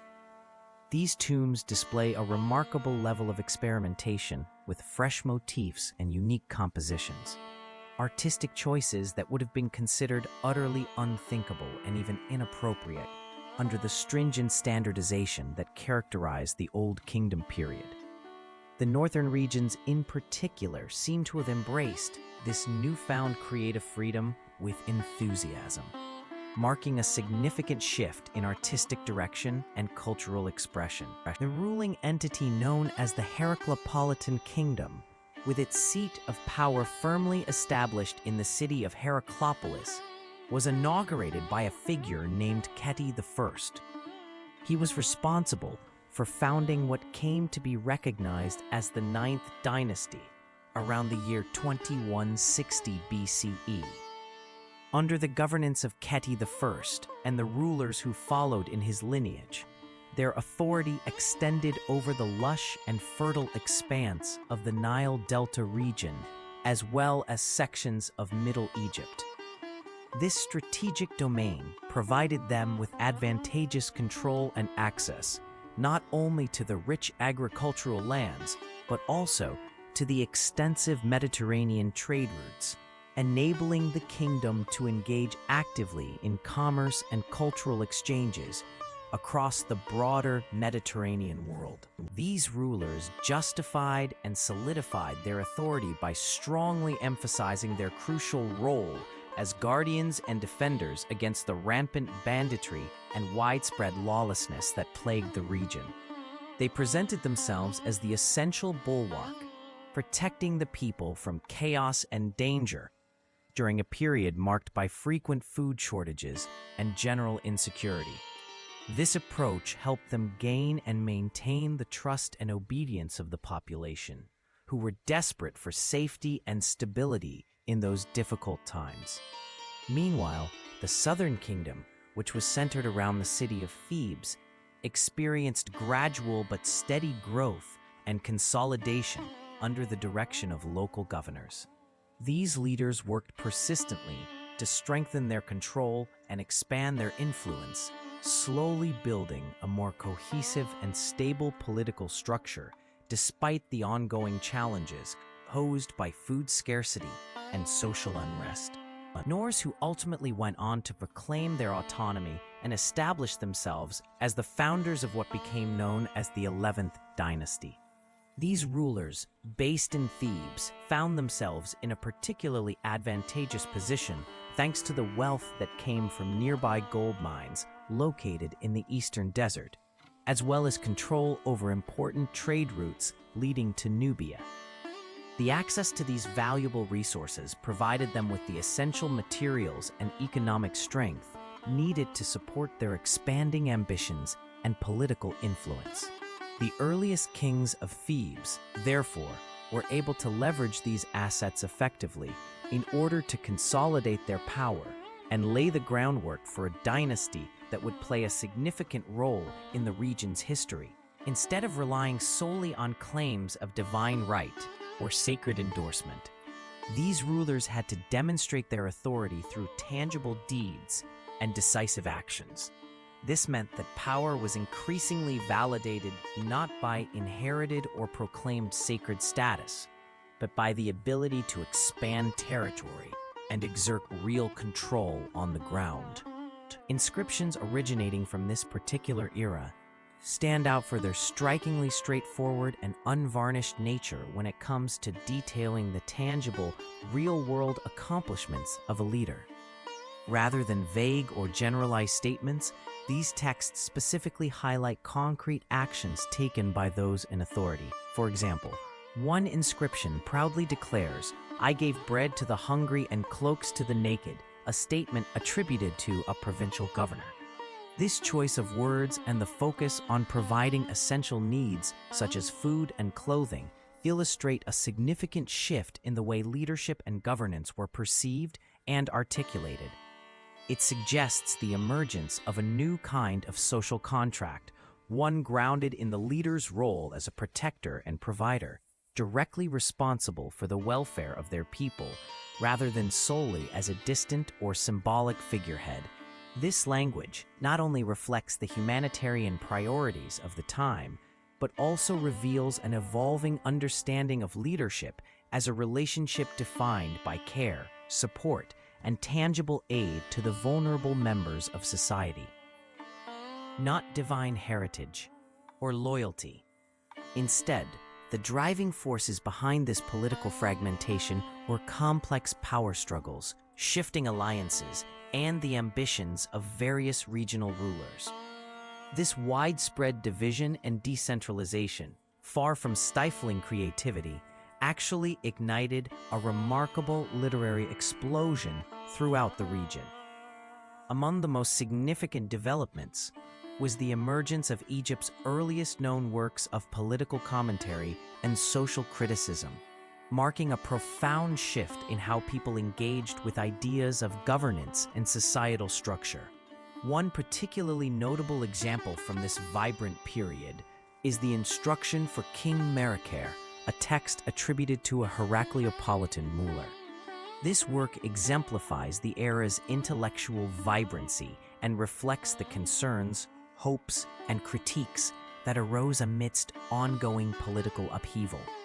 Be adept and skilled in the art of speech, for through eloquence and effective communication, you gain true strength. The power of speech surpasses that of any physical weapon or force, as words can influence, persuade, and even change the course of events more profoundly than swords or shields ever could. Instead of arrogantly proclaiming divine perfection or absolute certainty, these texts humbly accept and acknowledge the inherent difficulties and complexities involved in ruling and managing affairs during times filled with uncertainty and unpredictability. They recognize that governing wisely requires navigating through challenges with careful thought rather than relying on claims of unquestionable infallibility. The admonitions of Ipuwerer offer a perspective that stands out as an even more pronounced and striking departure from the usual traditional Egyptian sense of optimism. This truly remarkable and thought-provoking text portrays a world that is utterly and completely overturned from what one might expect. In this topsy-turvy reality, the poor man, contrary to common assumptions, is filled with immense joy and contentment, while the wealthy man, who one might imagine to be satisfied, finds himself overwhelmed with sorrow and despair. The passage goes on to highlight the fate of the individual who never built or created anything significant in his lifetime, implying a deeper reflection on values and success beyond mere material wealth. For himself, currently holds ownership of bullocks. This situation has sparked considerable debate among scholars, who offer differing perspectives on its significance. Some experts understand this development as a direct and tangible response to real social upheaval that was occurring at the time, suggesting that shifts in power dynamics and societal structure led to such changes. On the other hand, there are those who interpret this event not as a mere reflection of past turmoil, but rather as a carefully constructed cautionary tale. They believe it serves as a warning and potential consequences that arise from abandoning established traditional hierarchies and social orders. Through archaeological investigations, further evidence has been uncovered that brings additional insight to this discussion, revealing that provisioning financial elites experienced significant prosperity and growth during this era characterized by diminished central authority and weakened oversight. The tombs unearthed at Asiut, within the region of Beni Hassan, provide clear evidence of this phenomenon, exhibiting intricate and elaborate decorations along with funerary items of exceptional quality. In numerous instances, the richness and craftsmanship of these burial goods even exceeded those typically associated with reigning monarchs of the same period. This remarkable display of wealth and status suggests that local governors and influential figures invested heavily in constructing impressive monuments and tombs designed to reflect their elevated position and power within the community. The impressive rock-cut tombs, intricately adorned with vivid and detailed scenes depicting various aspects of daily life, such as hunting expeditions, fishing activities, and the agricultural abundance that sustained the people, stand as remarkable testaments to a period of relative freedom and prosperity. These displays of wealth and artistic expression would have been politically unimaginable and impossible to exhibit during times of a strong, centralized, and authoritarian rule similar to that imposed by the powerful pharaonic regime. The First Intermediate Period, therefore, created a distinct and unique historical window that allowed for this exceptional flourishing of culture, individual expression, and regional autonomy, providing insights into a society experiencing significant shifts in power, governance, and social dynamics that differed greatly from the tightly controlled pharaonic rule that came before and after. The chance for social mobility was a significant aspect of this period. Two May biographies recount the stories of many individuals who began their lives in very modest and unassuming circumstances. Yet through their skill, intelligence, and capability, they managed to ascend to positions of power and authority. Their advancement was not determined by their family background or noble lineage, but rather by their demonstrated competence and achievements. Although the political landscape was marked by fragmentation and instability, which often led to chaos and disorder, this very division created an environment where talented people could emerge and make their mark. The lack of a rigid, centralized control made it possible for ability and merit to be recognized and rewarded, allowing for upward social movement that might have been impossible in a more hierarchical or unified system.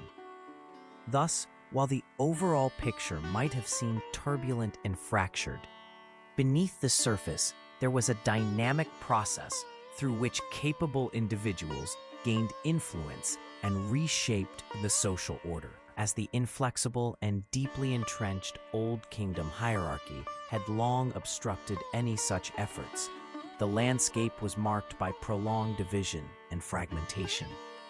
After enduring almost a full century of political separation and disunity, the reigning Theban king, known as Tuhotep II, to restore unity and cohesion to the fractured lands.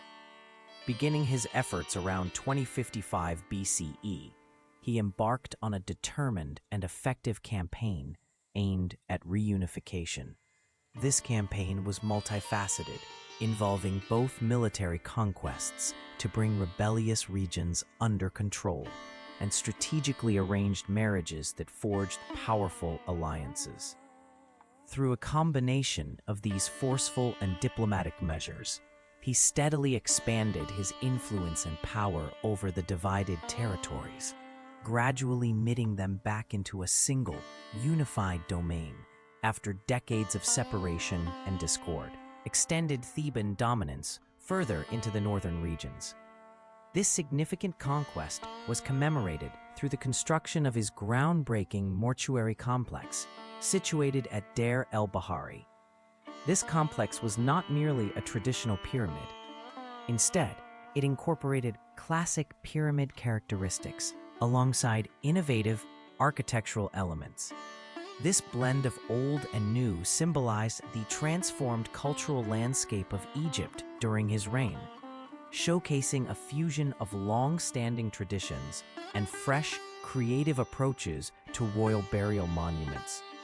The legacy of his victory and vision was thus immortalized in stone, marking a pivotal era of expansion and cultural evolution.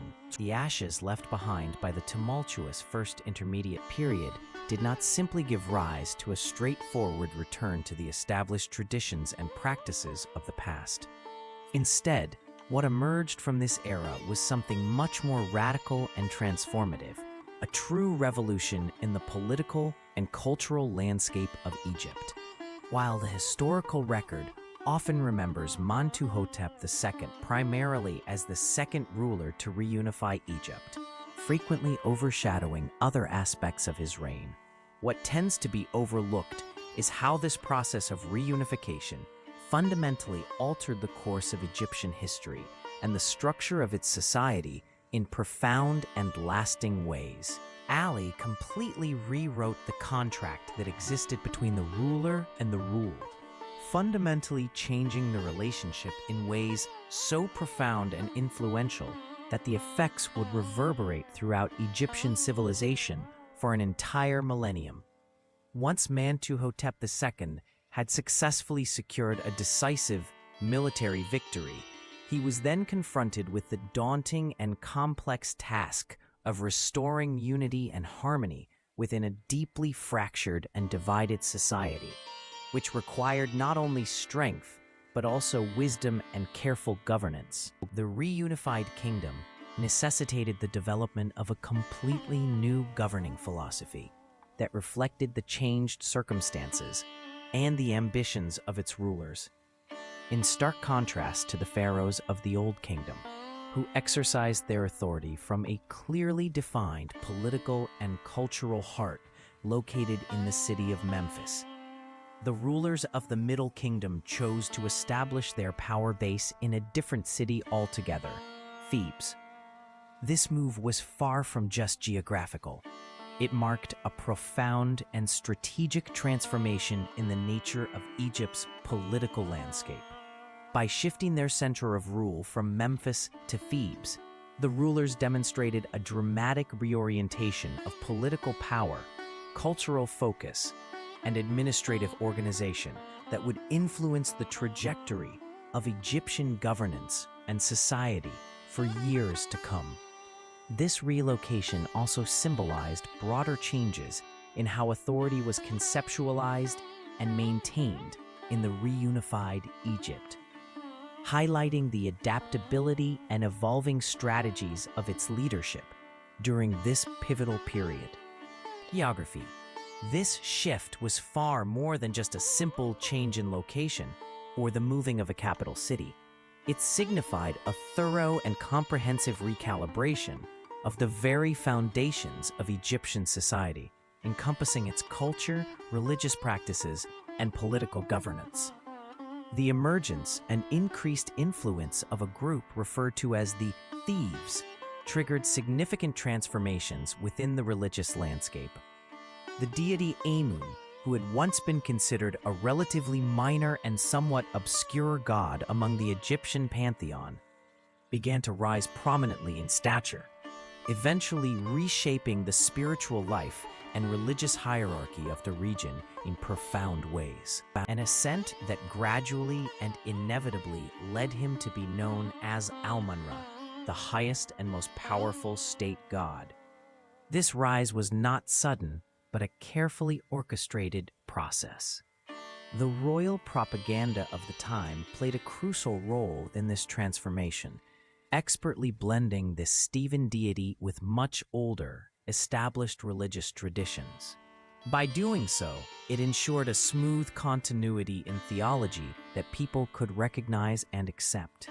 At the same time, it served to firmly establish a fresh and compelling religious authority, one that symbolized the state's evolving ideals and ambitions. Mentuhotep II's coronation name, Nevpetre, which translates to Lord of the Rudder Isra, serves as a direct and deliberate link to the ancient solar theology that was a cornerstone of Egyptian religious beliefs.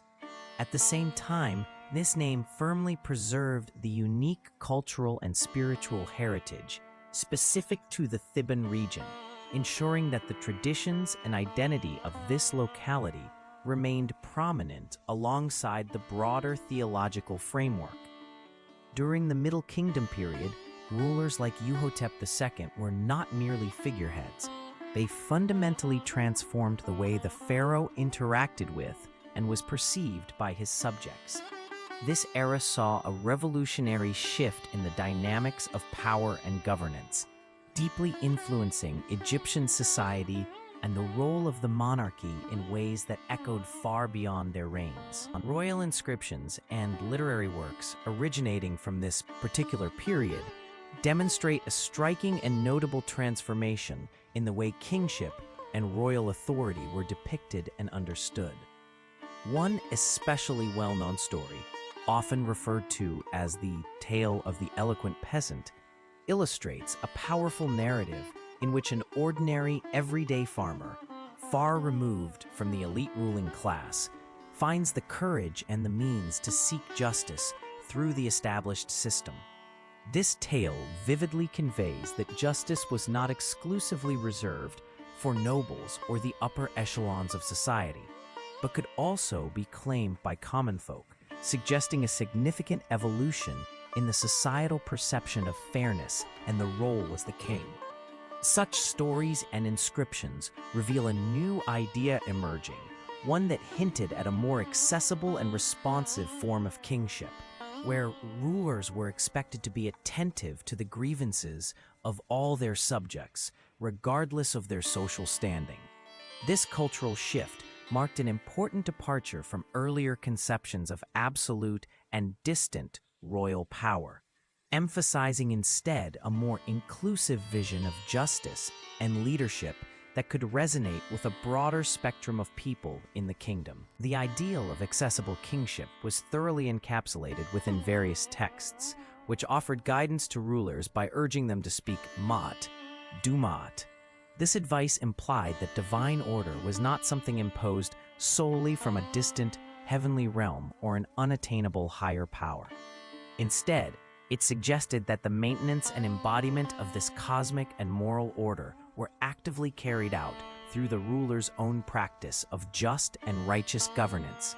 In other words, the king's role was not just to command or decree from above, but to participate continuously and visibly in upholding balance and truth within society.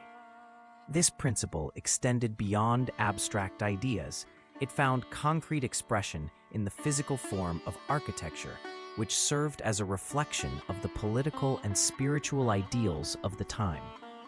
Buildings and monuments were intentionally designed and constructed to mirror this connection between divine order and earthly sovereignty, making the king's duty and power something both symbolically and practically manifest in the very environment around him. The architectural transformation evident in the mortuary complex of Mentuhotep II, located at Deir al-Bahari, marks a significant turning point in ancient construction and design.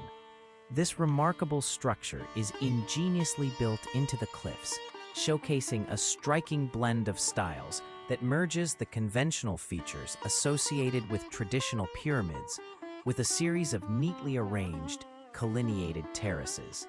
This innovative approach to architecture not only reflects a departure from earlier monument designs, but also demonstrates a creative integration of the natural landscape with human craftsmanship, resulting in a harmonious and imposing edifice that captures both aesthetic beauty and symbolic meaning. The complex's configuration, combining the solid, iconic form of pyramids with the stepped, layered terraces, suggests an evolution of architectural concepts and religious symbolism, highlighting a moment of transition and experimentation in the history of monumental building during this era.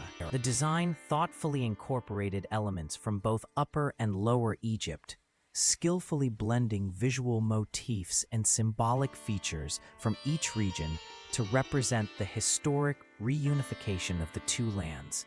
This fusion wasn't just symbolic. It set the foundation for an entirely new architectural language, one that broke away from previous conventions and would go on to serve as an inspiration for many subsequent monuments throughout Egyptian history. Alongside these artistic and cultural shifts the administrative system experienced an extensive and fundamental overhaul. The middle layers of governance, in particular, were restructured from the ground up to support the emerging centralized authority, ensuring smoother coordination and control across the newly unified territories. This comprehensive reorganization of bureaucratic functions was integral to consolidating power and maintaining stability. During this transformative period, the kingdom implemented a series of new titles and official positions, placing a strong focus on enhancing the structure and efficiency of provincial administration. Among these newly established roles, the position known as the Overseer of Sealed Things gained particular significance.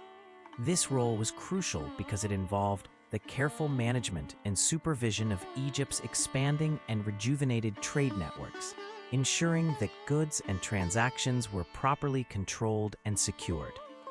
As part of the broader administrative reforms, various types of official documents, such as administrative papyri, were increasingly utilized and developed to support these functions, providing detailed records and helping to streamline governance and commerce throughout the provinces, protecting newly acquired territories, securing trade routes, and projecting military power deeper into foreign lands. The deliberate expansion, underpinned by robust administrative control, signaled a period of assertive growth and increased influence in the region. Seas along the Nubian frontier, including key strategic locations such as the fortified sites of Buhen and Semna, played a multifaceted role beyond merely serving as defensive military outposts. These fortresses were not only designed to protect the territorial boundaries of the kingdom, but also functioned as vital control points, overseeing and regulating the flow of trade caravans and goods passing through the region. They guarded essential trade routes that granted access to the abundant and highly sought-after resources originating from sub-Saharan Africa, facilitating economic prosperity and resource acquisition. During the Middle Kingdom period, there was a notable revival and intensification of mining activities, reflecting a renewed interest and investment in extracting valuable minerals and materials from the land, further highlighting the interconnectedness of these forts with both military strategy and economic ambition. Ons in the Sinai turquoise mines and expeditions to exotic and far-flung locations such as Punt, which is believed to correspond to the area of modern-day Somalia. These voyages were not just routine trade missions. They were daring and ambitious undertakings where Egyptian ships would set sail across challenging waters, navigating unfamiliar routes to bring back rare and valuable goods. The cargo they returned in included precious commodities like merciless, high-quality ivory, as well as a variety of exotic animals that were not native to Egypt, adding both wealth and wonder to the kingdom. Alongside this era of expansive trade and cultural exchange, there was a simultaneous advancement in military technology and organization. The Middle Kingdom armies underwent significant transformation and modernization, incorporating new strategies, weapons, and tactics that enhanced their effectiveness on the battlefield and supported Egypt's broader ambitions of territorial control and influence. This combination of economic expansion through trade and the strengthening of military power marked a dynamic and influential period in Egyptian history. Induced composite bows, which represented a significant advancement in archery technology by combining multiple materials for greater strength and flexibility, along with the development of improved body armor that offered enhanced protection to soldiers on the battlefield. Additionally, this era saw the introduction of the devastating Khopesh curved sword, a weapon renowned for its effectiveness in close combat due to its unique design and sharpness. The literature of the period also includes a range of tactical texts that meticulously describe the ideal movements of formations and various battlefield strategies, providing insight into the military tactics of the time. These writings reveal a trend towards a newly professionalized military structure, indicating a shift from more ad hoc or traditional combat methods to a more organized and strategic approach to warfare. The establishment of this period marked a significant turning point in history. During the Renaissance that unfolded within this era, literature truly flourished and expanded, reaching new heights of creativity and expression. It was within the Middle Kingdom that ancient Egypt gave birth to some of its most remarkable and lasting literary masterpieces. Among these works were profound philosophical wisdom texts, such as the renowned Instructions of Amenemhat, which conveyed deep insights and moral teachings. These thoughtful and instructive writings existed alongside captivating adventure stories and narratives, reflecting a diverse and rich literary culture. This vibrant blend of intellectual and imaginative literature demonstrates how the Middle Kingdom nurtured a complex and enduring legacy of written art. Take the shipwrecked sailor and the contemplative works such as the Dialogue of a Man with His Ba, which explore profound themes concerning the nature of death. These ancient texts provide a fascinating glimpse into a society deeply engaged in cultural self-reflection, where people did not simply accept inherited beliefs and customs at face value. Instead, they actively questioned and examined traditional assumptions regarding authority, the meaning of life, and mortality. Through these thoughtful narratives and philosophical discussions, the society reveals itself as one that wrestled with fundamental existential questions, seeking to understand the human condition beyond superficial interpretations. This process of inquiry highlights a dynamic intellectual environment in which established ideas about power, death, and the afterlife were not merely handed down unquestioned, but were critically analyzed and debated, demonstrating an early form of philosophical inquiry and cultural introspection and meaning. During this period, artistic conventions experienced a profound and sweeping transformation that marked a clear departure from previous traditions. Middle Kingdom sculpture notably moved away from the rigid, idealized perfection that had characterized the artistic models of the Old Kingdom. Instead of presenting flawless, timeless depictions, artists began incorporating more naturalistic elements into their work. This shift meant that sculptures started to show details that reflected human experience more realistically. Features such as furrowed brows, lined and weathered faces, and subtle expressions that conveyed emotion or introspection became increasingly common. These changes brought a new depth and complexity to the representation of figures, allowing for a more intimate and relatable portrayal of individuals, rather than the distant, godlike images of earlier periods. The evolution in artistic expression revealed a growing interest in capturing the nuances of human character and the passage of time, thereby enriching the cultural and historical significance embedded in these works of art, suggesting the inner psychological states of the subjects portrayed.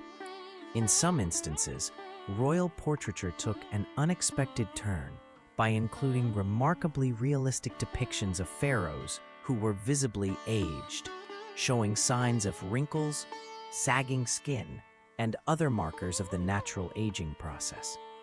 This approach represented a significant departure from the earlier artistic traditions, which had predominantly emphasized an idealized vision of divine perfection, portraying rulers as eternally youthful and flawless beings. These naturalistic royal portrayals therefore brought a new level of humanity and individuality to the images of leadership, subtly conveying the personal experience, wisdom, and psychological depth of the aging pharaohs. By capturing these authentic human features, the art invited viewers to consider the complex inner lives of these rulers, rather than just their outward, glorified appearances. Portraits revealing the burden of leadership weren't just simple artistic decisions made for aesthetic purposes. They were powerful, deeply meaningful reflections of the heavy and immense responsibilities that the 12th dynasty pharaohs bore. These rulers were not only political figures, but also symbols of stability and power for their people, carrying the weight of the entire kingdom on their shoulders. As vast, untamed marshlands were skillfully transformed into fertile farmland capable of sustaining growing populations, then as extensive networks of fortress chains were constructed and stretched across distant borders and strategic regions, these pharaohs had to maintain constant vigilance. Their leadership was defined by managing these complex projects, ensuring the prosperity and security of their realm in the face of both natural challenges and external threats, making their portraits a true testament to the weight and scale of their monumental duties. Egypt entered a period marked by an extraordinary surge of cultural, political, and economic achievements. A golden era that was so profound and influential that it elevated the status of the pharaohs beyond mere rulers to figures of divine reverence. During this time, the kings were not only considered earthly sovereigns, but were also perceived as living gods, worshipped and honored in their own lifetime, with rituals and ceremonies that underscored their sacred nature. This era coincided with the 12th dynasty, which spanned roughly from 1991 to 1802 BCE, a dynasty that propelled Egypt into unprecedented levels of prosperity, stability, and artistic expression, firmly establishing its power and prestige throughout the ancient world. The 12th dynasty's leaders were renowned for their administrative skill, monumental building projects, and military campaigns that expanded and secured Egypt's influence far beyond its traditional borders, ensuring a legacy of strength and cultural flourishing that would resonate through the ages. It reached unprecedented heights of administrative efficiency and cultural sophistication that stood out remarkably in the annals of history. The dynasty's founder, a man of remarkable vision and determination, known as the first of his name, laid down the foundational principles and patterns of governance with a careful and strategic hand. These early frameworks were not mere temporary measures, but enduring structures that paved the way for an era of remarkable stability. For nearly 2 centuries, his successors, benefiting from the groundwork he had established, diligently refined and perfected these systems. They built upon the solid base he had created, ensuring the dynasty's rule remained stable and prosperous across generations.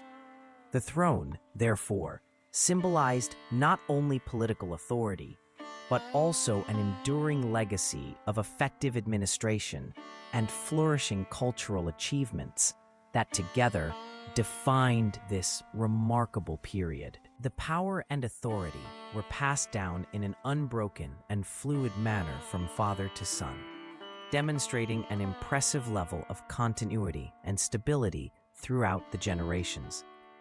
This seamless transition stood in stark and striking contrast to the earlier eras, where the kingdom had experienced significant fragmentation and disruption, often marked by divisions and conflicts that weakened central control. During the reign of Senusret I, who was the second pharaoh of Egypt's 12th dynasty, the kingdom set out on a bold and ambitious program of construction and development. This period was characterized by a renewed focus on building monumental structures and expanding the infrastructure, signaling a period of prosperity and strong centralized governance that helped solidify Egypt's prominence and unity in the ancient world. A grand architectural program was initiated by this pharaoh with the ambitious vision to adorn the entire Nile Valley with an array of monumental structures. His reign was marked by the commissioning of numerous temples, stretching all the way from the fertile, bustling regions of the Nile Delta in the north down to the remote and culturally rich Nubian frontier in the south. Among these projects, one of the most notable and impressive undertakings took place at Karnak, the great temple complex, which he significantly expanded. There, he not only added to the existing sacred precinct, but also constructed enormous granite pillars that towered impressively above the temple grounds, symbolizing his power and divine favor. This pharaoh's work at Karnak was so influential and formidable that it set a new standard for monumental architecture and religious dedication in ancient Egypt, establishing focal points of worship, governance, and cultural prestige throughout the region. Foundations that would support Egypt's most sacred complex for many centuries ahead, providing a stable and enduring base for the remarkable structures that would come to define its spiritual and cultural significance. The Fayum region in particular stood out as the site where the dynasty's most impressive and ambitious engineering feats were realized.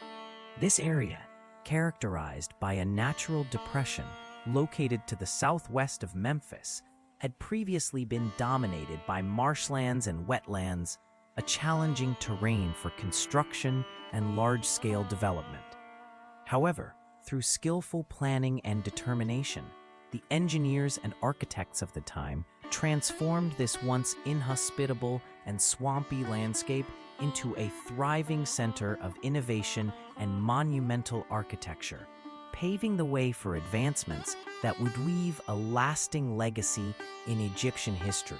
Pharaohs, and in particular Menemot III, played a pivotal role in transforming the landscape through the development of an intricate and highly sophisticated network of canals, dikes, and irrigation systems. This elaborate water management scheme was designed to control and direct the flow of floodwaters with great precision and efficiency. At the heart of this ambitious engineering project lay the creation of Lake Moheris, an enormous artificial reservoir constructed with the primary purpose of capturing and storing the seasonal floodwaters. This vast man-made lake acted as a central feature of the irrigation system, allowing the stored water to be carefully released and distributed throughout the surrounding agricultural lands, ensuring a steady and reliable supply of water for crops even during dry periods.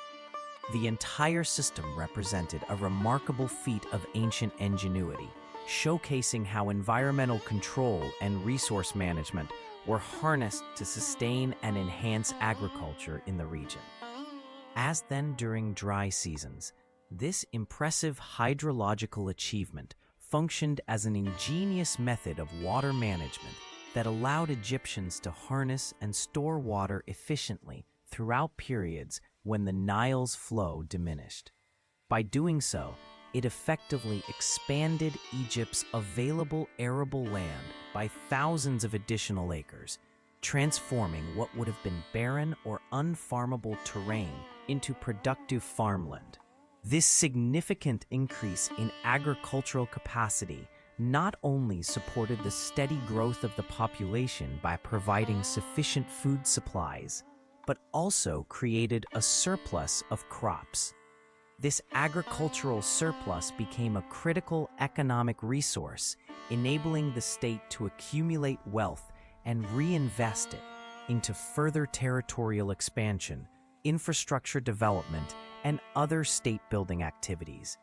Within this broader context, the construction and maintenance of such water management systems highlight the impressive organizational skills and technological ingenuity of ancient Egyptian society, reflecting its capacity to manipulate natural resources in a way that sustained a complex and prosperous civilization over centuries. A foreign policy, Senusret III emerged as the dynasty's most formidable military strategist. Unlike the campaigns of later New Kingdom pharaohs, which focused on territorial conquest, Senusrit's Nubian expeditions aimed to secure economic interests, particularly gold mines and trade routes. His strategy involved a sophisticated combination of military intimidation and infrastructure development, exemplified by a series of massive fortresses constructed at regular intervals along the Nubian frontier. These fortresses represented military engineering on an unprecedented scale. Sites like Uranardi and Shalfak featured double walls up to 10 meters thick, defensive ditches and purpose-built barracks capable of housing hundreds of soldiers. But they weren't purely military installations. They also functioned as administrative centers with workshops, granaries, and bureaucratic offices that managed fortifications. The cultural achievements of the 12 with dynasty were equally impressive. Court artists developed a distinctive style that captured the psychological weight of kingship. Statues of Senusrit III, with their furrowed brows and downturned mouths, reveal a ruler who understood the burden of his position. This artistic breakthrough suggests a profound shift in how kingship was conceptualized, no longer just a divine entitlement, but a serious responsibility requiring wisdom and effort. Legal innovations transformed Egyptian society during this golden age. Standardized legal procedures developed, with evidence and surviving papyri of formalized protocols for land transfers, inheritance disputes, and criminal proceedings. The role of judges became increasingly specialized, and local courts operated with standardized methods across the kingdom. The 12th dynasty pharaohs built a government structure remarkable for its time, a balance between central authority and regional administration. Provincial governors remained powerful, but were checked by royal overseers who reported directly to the vizier. This sophisticated checks and balances system allowed the bureaucracy to function efficiently while preventing the independence that had undermined earlier dynasties. For all its achievements, the Middle Kingdom rested on foundations more fragile than its monuments suggested. The very systems that had elevated Egypt to unprecedented heights contained vulnerabilities that, when exploited, would usher in an era so chaotic that later Egyptians would nearly erase it from their historical records. The twilight of the 13th dynasty marked the beginning of the end. Unlike the strong hereditary succession of the 12th dynasty, these later rulers occupied the throne for increasingly shorter periods, some reigning mere months before being replaced. This rapid turnover created administrative instability that rippled throughout the kingdom. With each new pharaoh came shifts in policy and personnel, gradually undermining the bureaucratic machine that had maintained Egypt's golden age. As central authority weakened, Egypt's borders became increasingly porous. The Delta region, always Egypt's most vulnerable frontier, saw a gradual infiltration of Canaanite peoples from the Levant. These newcomers weren't conquering armies, but rather immigrants seeking opportunities in Egypt's still prosperous northern territories.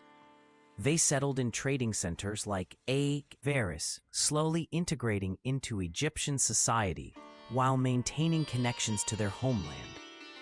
The final collapse came around 1650 BCE, when a group of these Asiatic settlers, known to Egyptians as the Hyksos, meaning rulers of foreign land, established political control over the delta. Under King Salides, they declared themselves Egypt's 15th dynasty, controlling the richest agricultural region while relegating native Egyptian rulers to subordinate status. What makes the Hyksos a fascinating aspect of the Hyksos takeover isn't just that it happened, but how it happened. Unlike later invasions by Assyrians or Persians, the Hyksos transition was more corporate merger than hostile takeover. Archaeological evidence from Avaris reveals a city with distinctly Levantine architecture and burial customs existing alongside traditional Egyptian elements. Seals and scarabs show Hyksos kings with thoroughly Egyptian royal titles and iconography while maintaining their foreign names and cultural distinctive names. The military revolution they brought transformed warfare in North Africa permanently. Having originated in the militarized zone between Mesopotamia and Egypt, the Hyksos introduced horse-drawn chariots with compos, elite wheels designed for speed rather than weight. These mobile platforms allowed archers to strike and retreat before infantry could respond, a tactical advantage Egypt had never encountered. The Hyksos also brought improved metallurgy, producing bronze weapons stronger than anything in Egypt's arsenal. Meanwhile, in Upper Egypt, particularly Thebes, native Egyptian dynasties maintained independence. The archaeological record shows the 17th dynasty rulers gradually adopting its military innovations while cultivating a narrative of resistance against foreign domination. Tombs from this period reveal a strong duality, traditionally Egyptian in many respects, yet incorporating foreign weapons and military imagery. What makes this period particularly difficult to reconstruct is the scarcity of official documentation. Administrative papyri virtually disappear compared to the meticulous record-keeping of the Middle Kingdom. Historians piece together events from private inscriptions, archaeological remains, and later accounts that are colored by nationalistic sentiment. Even determining the sequence of kings during this period remains contentious among scholars. The Hyksos period wasn't simply a age of foreign oppression, as later Egyptian propagandists would claim. Cultural exchange flowed in both directions. Hyksos rulers adopted Egyptian administrative practices, worship Egyptian deities, particularly Set, who became associated with their storm god, and employed Egyptian-style monumental architecture. Religious texts from this period show innovative theological combinations that would influence later traditions.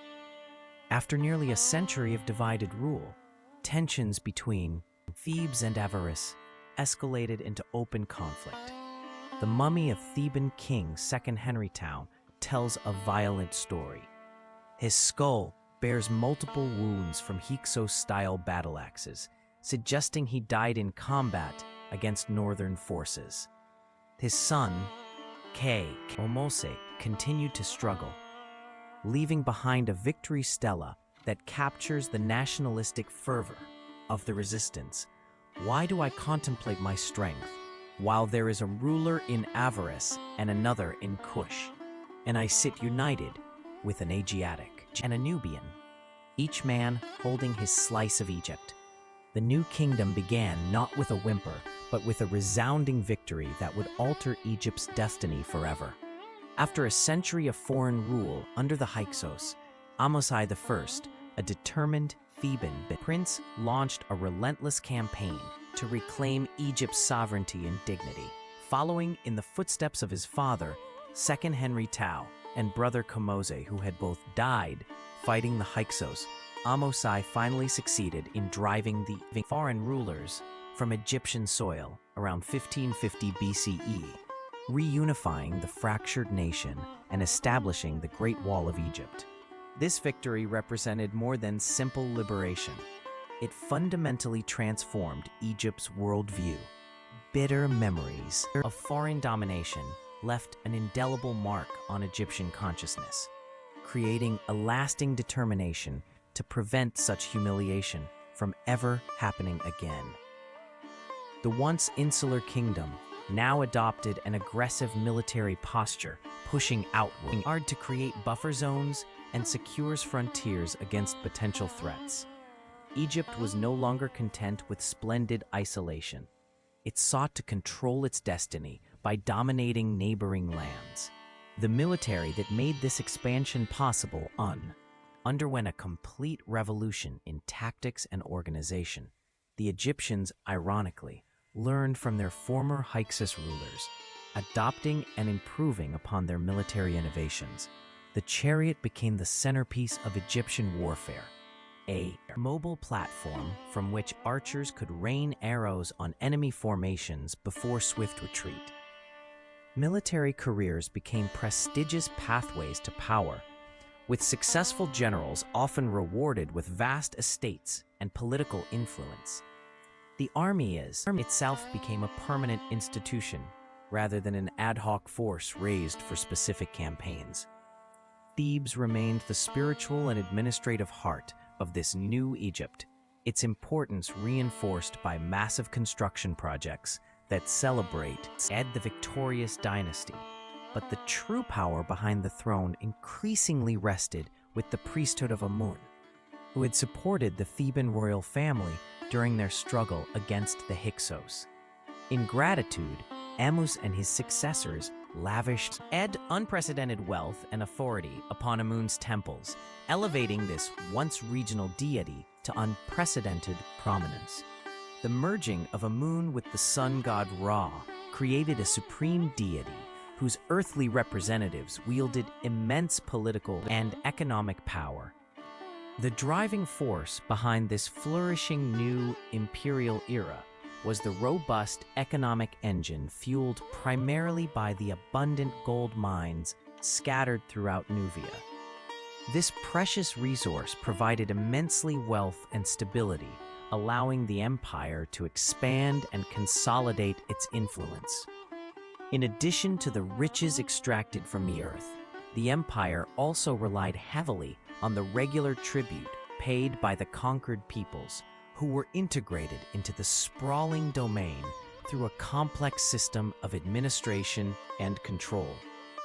Furthermore, a significant factor contributing to the empire's resurgence was the deliberate effort to reopen and secure long-dormant trade routes that had previously been disrupted and rendered unsafe during the chaotic period known as the Second Intermediate Period.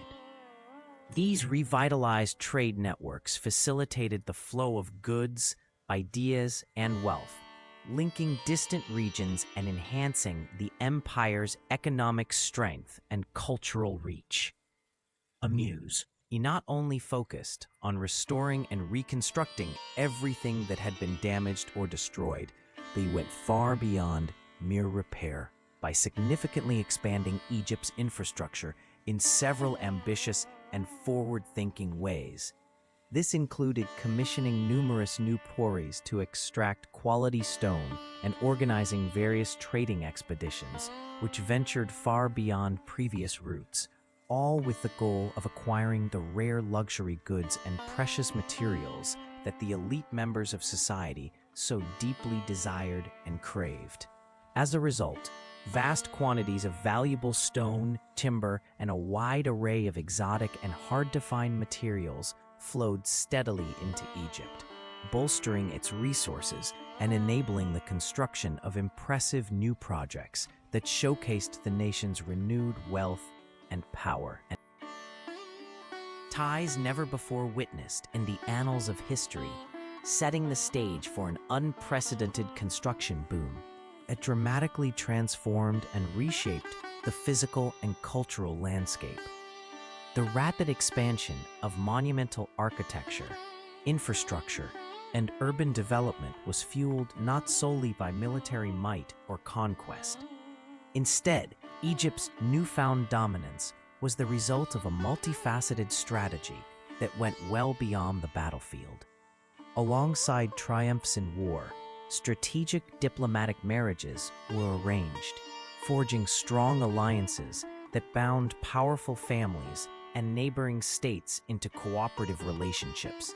Carefully negotiated treaties ensured peace and cooperation, creating a stable political environment conducive to growth and prosperity. Moreover, the kingdom's rulers deployed a network of loyal and capable administrators who were intentionally placed in key positions throughout the empire. These officials maintained order, implemented policies, and supervised the ambitious construction projects that were vital to Egypt's resurgence. Through this combination of military prowess, political savvy, marital diplomacy, and administrative control, Egypt secured a lasting and influential presence in the region, reshaping not only its own borders, but the entire geopolitical landscape for generations to come. While the children were treated with respect and provided with valuable knowledge and experience, their presence on Egyptian soil acted as a guarantee of their parents' allegiance and compliance with Egyptian demands.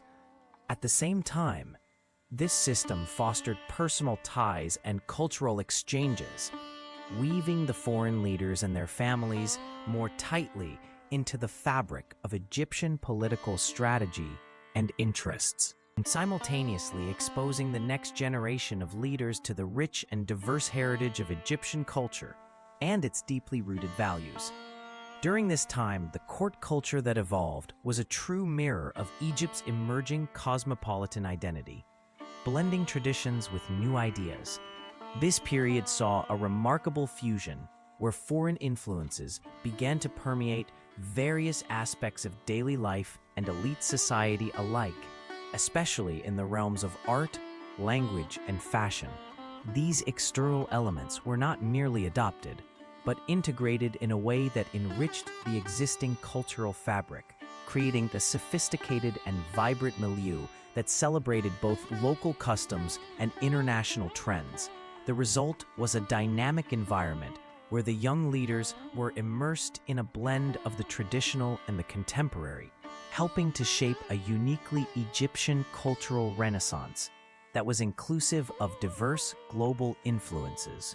Prestigious rather than rejected, the royal family fully embraced and incorporated specific elements of international style, skillfully blending these influences while preserving and carefully maintaining their distinctly Egyptian religious customs and uniquely royal iconography.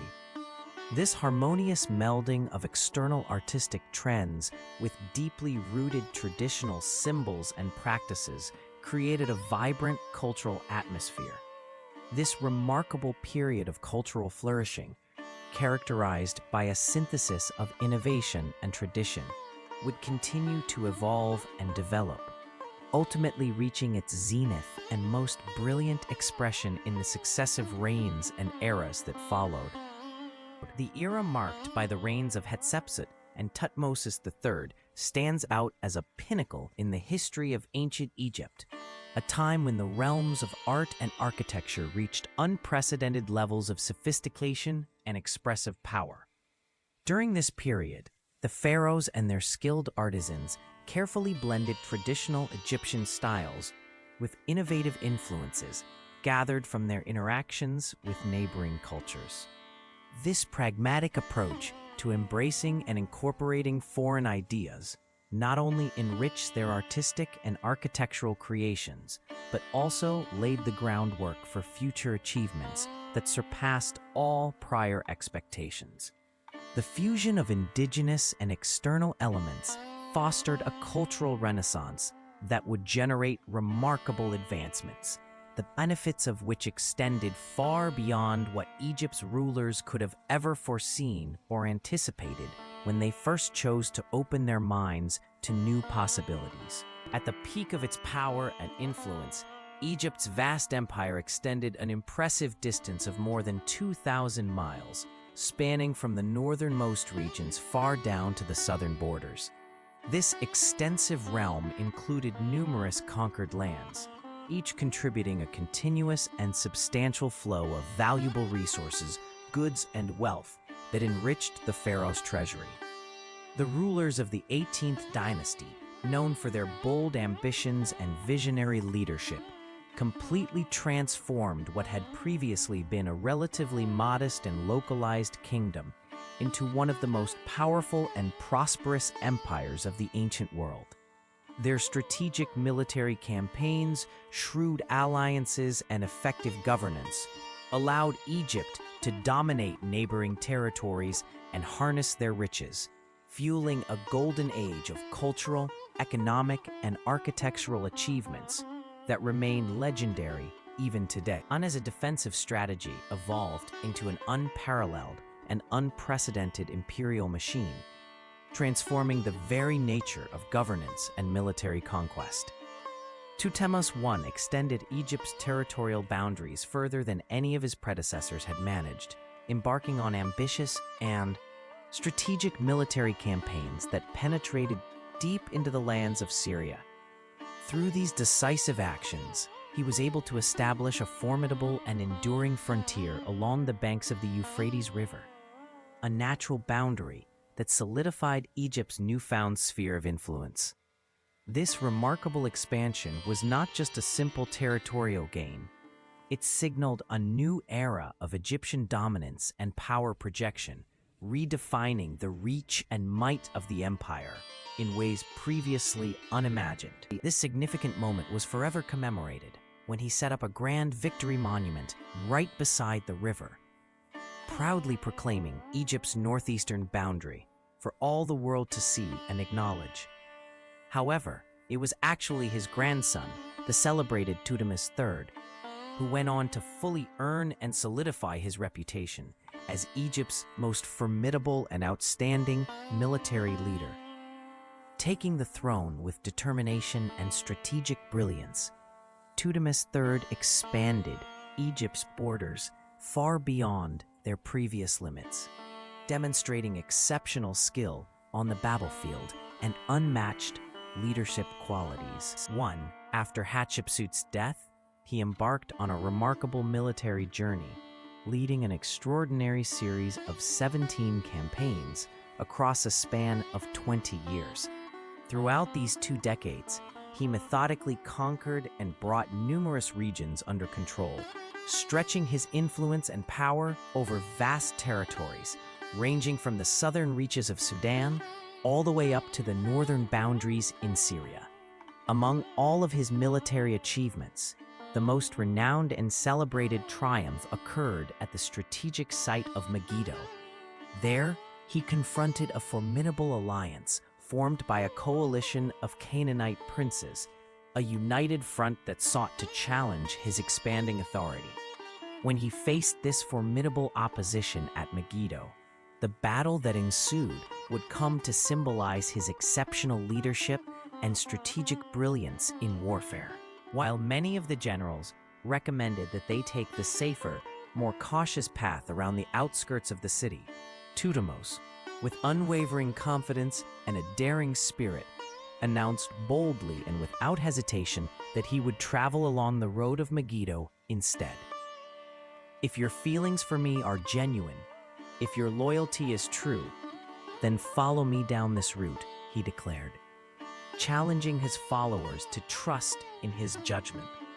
Taking command, he guided his troops through a narrow, winding mountain pass that few expected them to navigate. This unexpected move allowed him to catch the enemy completely off guard, throwing them into confusion and disarray as his forces suddenly poured in, breaking their lines and scattering the opposition in every direction. For years, evolving in both strategy and technology, enabling Egypt to project power more effectively across vast regions. Establishing control over the Levant was not only a territorial gain, but also a strategic breakthrough that allowed the Egyptians to influence trade routes and political alliances far beyond their traditional borders. The protracted siege of Megiddo, which endured for a grueling 7 months, was a testament to their determination and military endurance. This extended campaign ultimately forced many independent city-states in the area to surrender, thereby consolidating Egyptian dominance and creating a buffer zone against rival powers. Throughout this period, the Egyptian army did not rely solely on brute force. Rather, it refined its tactics and integrated new forms of weaponry and battlefield organization. This combination of sustained military pressure and advanced combat methods marked a significant transformation in how Egypt waged war and managed its expanding empire. Pharaoh, Beyond merely utilizing chariots as a component of their military strategy, they incorporated well-organized and specialized divisions, each with its own specific role on the battlefield. These divisions included skilled archers who could rain arrows upon their enemies from a distance, disciplined infantry units trained for close combat, and stealthy scouts whose job was to gather crucial intelligence and carry out reconnaissance missions, enhancing the army's ability to respond to threats and exploit opportunities. A notable figure among them was Menhotep II, the son of Thutmose III, who took personal pride in his own martial abilities. Menhotep boasted with great confidence about his skill with the bow, proclaiming that he possessed such precision and power that he could shoot arrows that would pierce through copper targets, a feat that underscored his reputation as a formidable warrior and marksman within the ranks of their military elite. While commanding a chariot hurtling full speed across the battlefield, the image of the pharaoh as an unstoppable force was vividly brought to life. These stories, whether they were entirely factual or slightly embellished over time, served to strengthen and magnify the perception of the pharaoh as an invincible warrior king, a leader whose courage and prowess knew no bounds. This formidable reputation was more than just the stuff of legend. It was a crucial part of maintaining the awe and respect of both subjects and enemies alike. Equally impressive, however, was the sophisticated administrative infrastructure that underpinned this vast imperial dominion, enabling the pharaoh's control not just through brute strength and battlefield heroics, but through a well-organized, far-reaching system of governance and resource management.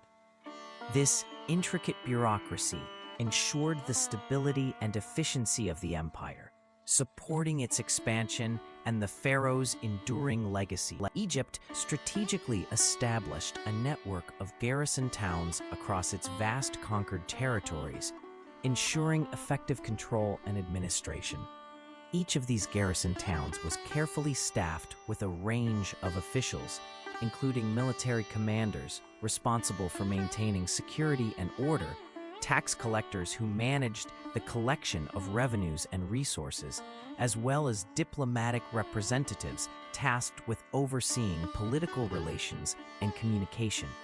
The Egyptian administration allowed local rulers who accepted and submitted to Egyptian authority to remain in power, permitting them to keep their lands and possessions intact. This system balanced Egyptian dominance with a degree of local autonomy, fostering stability by blending direct control with respect for existing leadership structures, provided they sent their heirs to Egypt for education, which was essentially a thinly disguised form of hostage-taking. Designed to guarantee their loyalty and compliance, the rulers of these distant lands could maintain their positions. This clever arrangement ensured that the local leaders were always under the watchful eye of the Egyptian authorities, effectively securing their obedience and preventing rebellion. This clever system of indirect rule enabled Egypt to extend its influence and control over vast territories far beyond its immediate borders, all while deploying only a minimal number of troops and officials. The historical records and accounts of these triumphs and the administration of such far-flung dominions reveal the sophistication of Egypt's imperial strategies, highlighting a combination of political shrewdness and practical governance that allowed them to dominate large areas without the need. 924 chariots seized from the enemy forces, 2,041 horses taken as spoils of war, and 2,503 foreign nobles captured and brought under his control.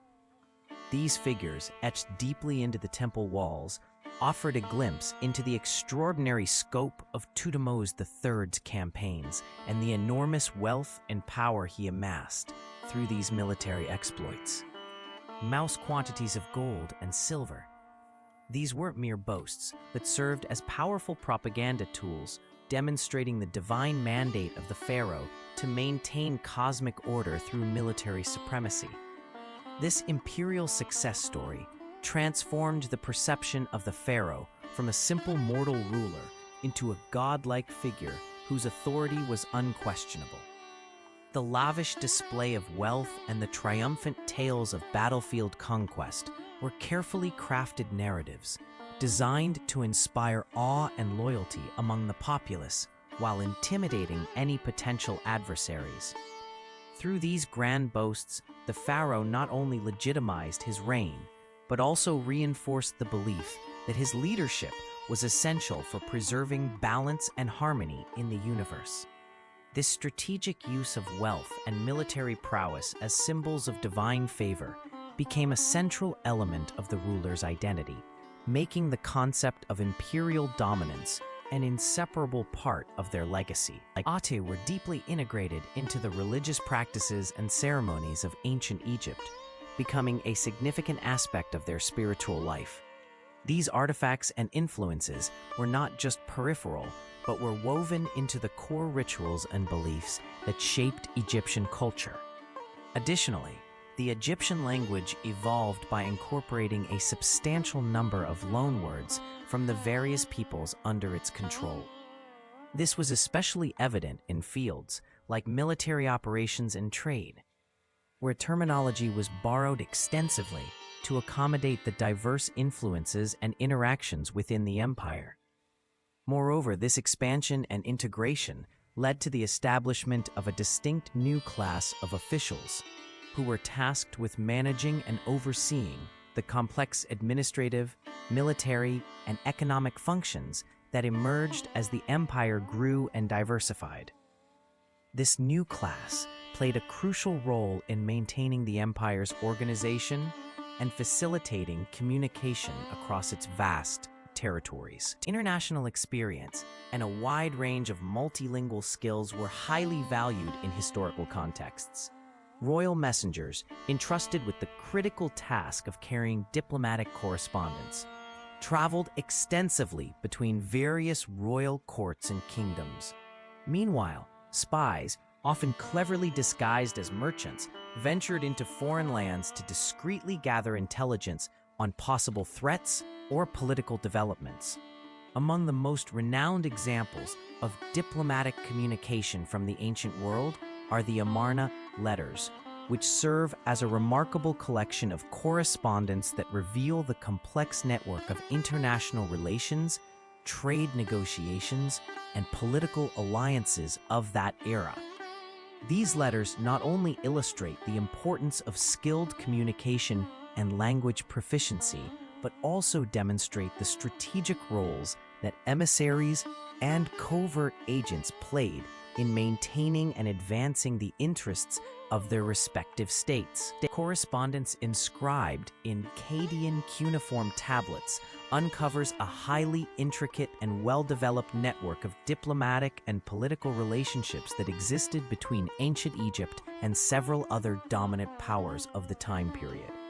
These connections spanned across multiple influential civilizations, including the Hittites, the Kingdom of Mitanni, also spelled Mitanni, the Assyrians, and the Babylonians, each known for their own formidable influence and territorial ambitions in the region. These letters and records demonstrate not only the extent of Egypt's foreign relations, but also the complexity of its international diplomacy. Among the various pharaohs credited with the enlargement and embellishment of Egyptian monuments during this era, several stand out for their notable efforts to expand and glorify the architectural landscape of their kingdom, reflecting the wealth, power, and cultural aspirations that these diplomatic ties helped to reinforce. One figure stands distinctly apart from the rest, not because of any grand military victories or conquests, but due to her groundbreaking role in breaking through ancient gender barriers that had long been entrenched in society. When Thutmose II passed away suddenly around the year 1479 BCE, It was a moment of great uncertainty and upheaval in Egypt. No one at that time could have foreseen that his widow, a woman who initially stepped into the role of Queen Regent with the responsibility of ruling on behalf of the young heir, would go on to redefine what was possible for female leaders. This queen would eventually rise beyond the traditional confines of her position, transforming herself into Egypt's most successful and influential ruler, leaving a legacy that defied all expectations and changed the course of history. A truly remarkable figure in ancient history, Hatshepsut was the first female pharaoh, a ruler whose influence and power were so significant and groundbreaking that the male kings who succeeded her felt compelled to erase her memory altogether, attempting to literally chisel her name and image from the historical records and monuments in an effort to obliterate any trace of her reign. At the outset of her rule, Hatshepsut followed the traditional path, stepping in to act as a regent on behalf of her stepson, the young and inexperienced Thutmose III, guiding the kingdom through a period of transition before she eventually assumed full authority for herself. But within a remarkably short span of just a few years, she boldly took an unprecedented and groundbreaking step by declaring herself king, not queen, of both Upper and Lower Egypt. This move was far more than a simple or symbolic change in her official title. It represented a profound shift in the very nature and understanding of Egyptian rulership. Hatshepsut didn't just assume a new name, she systematically and deliberately rewrote the established rules and traditional conventions of Egyptian kingship.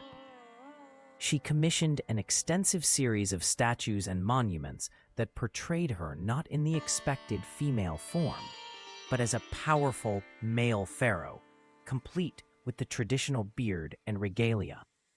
This visual language was critical in reinforcing her authority and legitimizing her unprecedented role as a female king in what had long been a strictly male domain.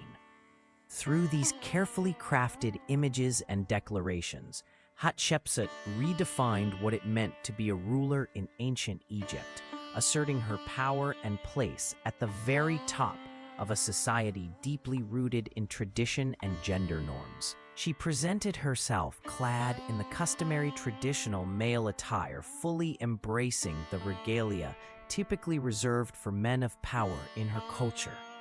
This ensemble was made all the more striking by the inclusion of the iconic false beard, a symbol historically worn by pharaohs as a mark of their authority and divine status.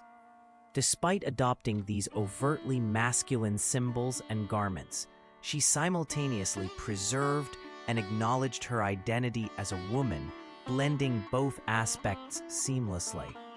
In various artistic representations and depictions, her physique sometimes takes on distinctly masculine traits, emphasizing strength and authority. Yet, in other portrayals, her feminine features remain clearly visible beneath the grand attire, subtly reminding observers of her true gender and complex identity. And the royal symbols of power held immense significance in ancient Egypt, serving as unmistakable markers of authority and legitimacy. The intricate political maneuvering behind Hatshepsut's remarkable ascent to power showcases her extraordinary diplomatic brilliance and strategic acumen. Instead of outright displacing Thutmose III from the throne, Hatshepsut chose a more subtle and calculated approach by keeping him in place as a co-ruler. This careful balance allowed her to consolidate her position without provoking immediate resistance or unrest. Over time, she skillfully asserted her dominance by gradually assuming the primary royal authority, successfully navigating the complexities of court politics and tradition while solidifying her reign. She carefully managed to intertwine respect for the established hierarchy with her own ambitions, thereby ensuring a smooth transition of power that emphasized her legitimacy and control. secured the crucial backing and unwavering support of numerous high-ranking officials, with a special emphasis on Sinan Muf, an individual who remarkably advanced from modest and humble beginnings to an exceptional position of prominence as her chief architect and, quite likely, one of her most trusted and intimate confidants. Her sphere of influence and power was not limited merely to the political and administrative elite, but also reached deep into the spiritual and religious realms, encompassing the highly influential and powerful priesthood of Amun, whose grand and majestic temples played a significant role in cementing her authority and influence throughout the land. She expanded generously, going above and beyond in her efforts to secure the divine endorsement that would solidify her unconventional rule as pharaoh. Hatshepsut's reign is particularly remarkable and distinct in the annals of history because she chose to focus her leadership and energies overwhelmingly on fostering economic prosperity and stability throughout Egypt, rather than pursuing the more traditional path of aggressive military expansion and conquest. Unlike many of her male predecessors and successors, who often gauged their greatness or success largely through the lens of battlefield victories and territorial acquisitions, Hatshepsut tilted the balance in favor of building wealth, trade networks, monumental architecture, and internal development. Her legacy is thus characterized not by the typical markers of power seen in ancient military campaigns, but by the flourishing economy and the strengthening of internal resources that she nurtured, which proved to be a defining feature of her groundbreaking tenure as one of Egypt's most powerful rulers. After securing several field victories that helped stabilize her reign, she turned her attention to the crucial task of revitalizing Egypt's international trading networks, which had suffered during previous conflicts and periods of unrest. Understanding the vital importance of commerce and diplomacy in strengthening her kingdom's economy and influence, she pursued a series of strategic initiatives aimed at restoring and expanding Egypt's connections with neighboring regions. Among her numerous diplomatic accomplishments, the most renowned was the ambitious and well-documented expedition to the mysterious and distant land known as Punt. This journey was not only a significant commercial venture, but also a powerful symbol of her rule's prosperity and reach.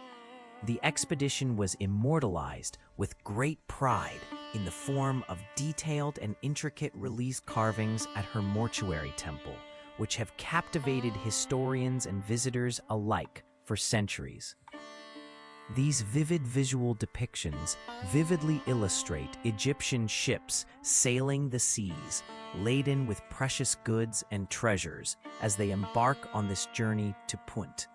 The scenes capture the essence of the voyage with remarkable artistry and serve as a lasting testament to her diplomatic skill and the flourishing state of Egyptian trade under her leadership. Laden with merciless treasures such as frankincense, gold, finely carved ivory, and a remarkable assortment of exotic animals, including baboons and leopards. This expedition to Punt was more than a mere trading venture. It was an extraordinary demonstration of power and influence. Not only did it achieve outstanding commercial success by bringing back valuable rare goods, but it also served as a grand spectacle of political theater. Through this carefully orchestrated display, Egypt showcased the vastness of its reach and the impressive capabilities of Queen Hatshepsut, highlighting her diplomatic skill, leadership, and the prosperity under her reign. The mission illuminated Egypt's ability to connect with distant lands and harness resources from faraway regions, while reinforcing the image of Hatshepsut as a formidable and capable ruler in the eyes of her people and neighboring states alike. The cliffs of Deir el-Bahari, this mortuary temple, stands as a breathtaking example of architectural ingenuity and aesthetic sophistication that had never been seen before in ancient Egypt. With its series of terraces ascending gracefully against the natural rock face, Hatshepsut's temple harmoniously blends art, religion, and nature, setting a new standard for temple construction. This extraordinary structure not only served as a religious site for her worship in the honoring of the gods, but also as a powerful symbol of her reign and legitimacy. By commissioning such an ambitious project, she fundamentally reshaped the physical and cultural landscape of Egypt, showcasing her vision of grandeur and ability to combine utility with beauty in monumental architecture. The temple's terraces, colonnades, and intricate reliefs narrate stories of her divine birth, trading expeditions, and conquests, making it a timeless testament to her innovative spirit and enduring legacy. Through this, Hatshepsut firmly established her place in history, not only as a political leader, but also as a pioneering patron of the arts and architecture, whose impact echoed far beyond her lifetime. The cliffs opposite Thebes, standing proudly with its elegant terrace design, boasts beautifully colonnaded facades that blend seamlessly into the surrounding environment. This architectural marvel achieves an exquisite balance, merging meticulous human craftsmanship with the organic curves and textures of the natural landscape around it. Each layer of the terrace appears thoughtfully placed, offering a rhythmic progression that guides the eye and honors the terrain's natural contours. The temple was far more than just a structure. It held a variety of crucial functions, acting not only as a grand monument commemorating an influential reign, but also as a significant venue for hosting a diverse range of communal activities, ceremonies, and rituals that reinforced the cultural identity and spiritual beliefs of its people. It stood as a testament to the era's artistic ingenuity and social complexity, encapsulating the essence of the time in stone and space. Her mortuary cult, combining religious devotion with political strategy, and produced powerful propaganda that unequivocally demonstrated her legitimacy as pharaoh. In her quest to firmly establish her claim to the throne, Hatshepsut employed theology with a remarkable level of sophistication and understanding. To achieve this, she commissioned elaborate reliefs that illustrated her divine conception, portraying her origins as ordained by the gods themselves, thereby reinforcing her authority and right to rule in the eyes of her subjects and rivals alike. The intricate artwork and carefully crafted narratives served not only as a spiritual testament, but also as a compelling political statement designed to leave no doubt about her sacred status and rightful place as the ruler of Egypt. The god Amun had assumed the very form of her father, Thutmose I, and, in that divine guise, he visited her mother. Through this sacred encounter, Hatshepsut was not only born into royalty by human standards, but was also conceived through divine intervention. This extraordinary origin story served to raise her status far beyond the commonplace realm of human political maneuvering, placing her claim to power firmly within the cosmic order and divine will. In doing so, it transformed her legitimacy from a matter of earthly inheritance or ambition into a manifestation of heavenly destiny, intertwining her very identity with the gods themselves and marking her rule as a preordained unfolding of divine purpose. Ability. She also emphasized her crucial role in preserving and maintaining Mahat, which represents the fundamental cosmic order that sustains balance and harmony throughout the universe. Her dedication to this principle was reflected in her deliberate efforts to restore ancient monuments that had fallen into disrepair, thereby honoring the legacy of her ancestors and reaffirming the divine right and continuity of her reign. Moreover, she took significant strides in revitalizing commerce by reopening vital trade routes that had been neglected or obstructed, ensuring that economic prosperity flowed back into her kingdom with renewed vigor. Hatshepsut also orchestrated the celebration of religious festivals on a scale never seen before, infusing these events with a level of magnificence and splendor that far surpassed previous rulers. These grand ceremonies not only reinforced the spiritual fabric of society, but also elevated her status among her subjects and the gods alike. Over a span of around 22 years, Hatshepsut's commitment to these endeavors firmly established her legacy as a ruler who upheld cosmic and societal order with unwavering resolve. It ruled over Egypt during a time of great peace and prosperity, bringing stability and flourishing to the land. However, after her death, the tides turned dramatically.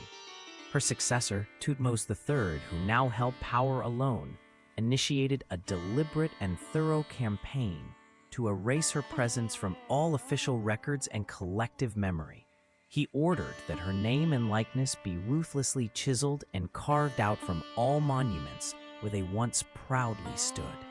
Not only were her statues destroyed or defaced, but every representation of her that could be found was systematically eliminated, as if to wipe away any trace of her. Oppressed and shattered, her remarkable accomplishments were systematically reassigned to male pharaohs, effectively denying her rightful place in history.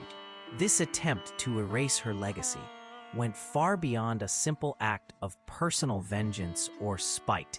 It symbolized a deliberate endeavor to re-establish the strictly male identity of Egyptian kingship, an identity that Hatshepsut had powerfully questioned and disrupted through her reign. The effort to obliterate her memory was not just about undermining one individual. It was about restoring the traditional patriarchal order that she had challenged so successfully, reasserting the exclusive male domain of rulership that ancient Egyptian society had long upheld.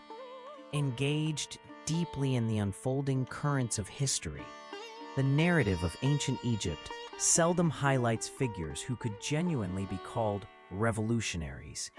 However, among the succession of rulers, there emerged one pharaoh whose name and legacy would stand out distinctly because of his extraordinary and unprecedented actions.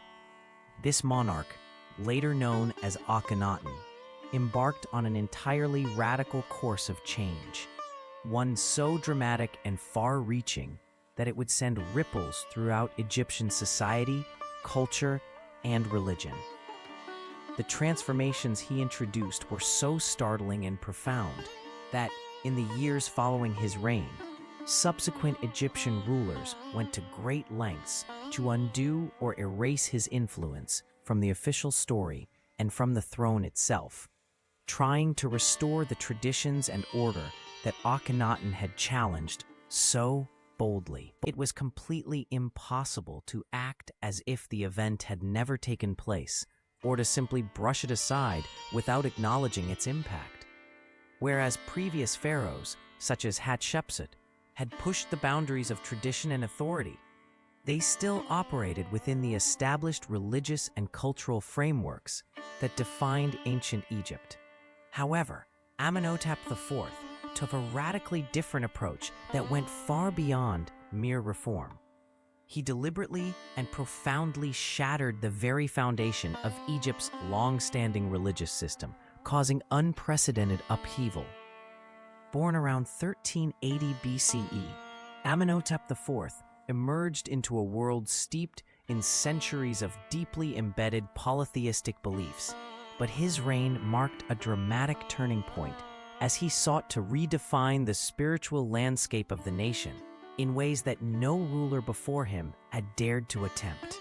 Step IV initially governed in a manner that was very much in line with the established customs and expectations of Egyptian rulers before him. His early reign followed the conventional path, maintaining the religious practices, rituals, and the societal structure that had been deeply ingrained over centuries. However, as he entered his fifth regional year of leadership, a profound and radical change took place within him. He experienced a spiritual awakening or transformation that completely shifted his perspective and approach to governance and religion. This personal evolution led him to challenge the long-standing traditions that had defined Egyptian society for generations. The conventional reverence for the extensive and complex pantheon of gods, which included Amun, Ra, Osiris, Isis, and a host of hundreds more lesser-known divine figures, came under scrutiny. This reformative vision would ultimately bring about a dramatic alteration in the spiritual and cultural fabric of Egypt, reshaping the way religion and power were intertwined in the kingdom. Suddenly, the entire religious landscape shifted to prioritize one singular deity above all else, the Aten, symbolized as a radiant sun disk whose rays extended outward, each one ending in a small hand. This change was far more profound than simply placing one god higher on the hierarchy of divine beings. It amounted to the complete dismissal and suppression of the worship of every other god and goddess that had previously been revered. This was not just a matter of preference or a minor doctrinal adjustment. It represented a radical and unprecedented transformation in the spiritual and cultural fabric, where the traditional pantheon of numerous deities was effectively abolished in favor of exclusive devotion to this one celestial figure. To firmly establish and legitimize this revolutionary theological shift, the leadership took concrete measures to embed and enforce the centrality of the Aten within society's religious practices and institutions. During the course of his transformative revolution, Menhotep IV made a significant and symbolic change by altering his birth name to Akhenaten. This new name, meaning effective spirit of the Aten, was not chosen lightly. It represented a profound and deliberate break from all previous customs and traditions that had defined the era before him. To underscore the depth of this change, he took an even more radical step by completely abandoning the ancient capital city, known disparagingly by some as the City of Thebes, which was home to the grand and massive temple dedicated to the god Amun. This move was intended to mark a clear departure from the old religious and political order, signaling that he was ushering in a completely new era centered around the Aten, the sun disk, and his newly embraced deity, and established an entirely new city right in the middle of the vast desert sands. This city was called Akhenaten, which means Horizon of the Aten. It was a carefully designed, planned metropolis that we now recognize as the modern-day site of Amarna. Remarkably, this city sprang up within just a few short years, a marvel of rapid construction and urban planning for its time. Among its unique features were open-air temples intentionally built so that the sun's rays could shine directly onto the altars, creating a powerful and intimate connection between the worshippers and the sun god Aten. This architectural choice emphasized the central spiritual focus of the city, blending the physical environment perfectly with the religious beliefs that shaped its creation. Places without any roofs, open to the sky above, and wide, expansive avenues meticulously laid out in alignment with the sun's daily journey across the horizon. This revolution was not confined solely to religious beliefs and practices. It spread much further, reaching into the realms of art and cultural expression. Artistic traditions that had dominated Egyptian creativity for more than a millennium.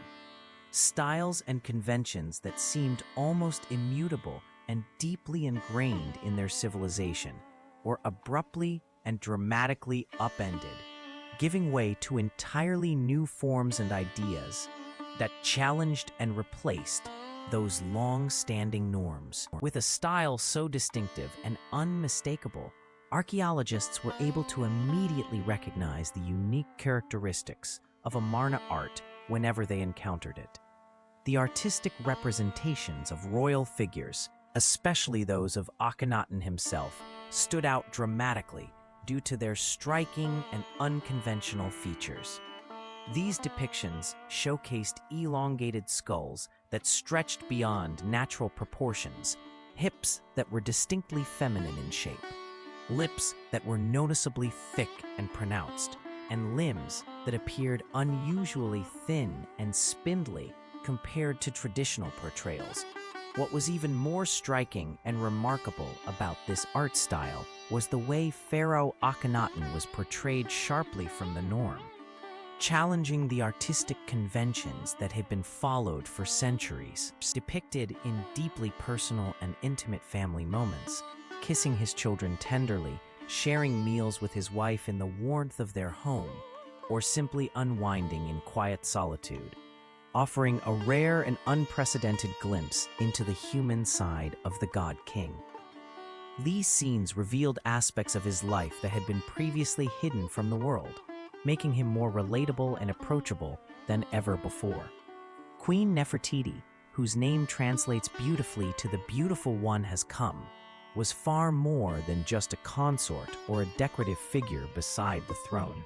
She was an active co-ruler, sharing power and influence alongside him, a partner in both governance and presence, whose role transcended the traditional boundaries of queenship in their time. Who appeared in scenes traditionally reserved for kings, breaking conventions by sharing the stage with figures of immense authority. Her presence in these depictions highlights her unique status, blending power and femininity in a way rarely seen. The famous limestone bust that brought her image to prominence, unearthed in 1912, offers a striking representation that captures not only her legendary beauty, but also the profound political significance she held in her time. This artifact serves as a testament to her enduring legacy.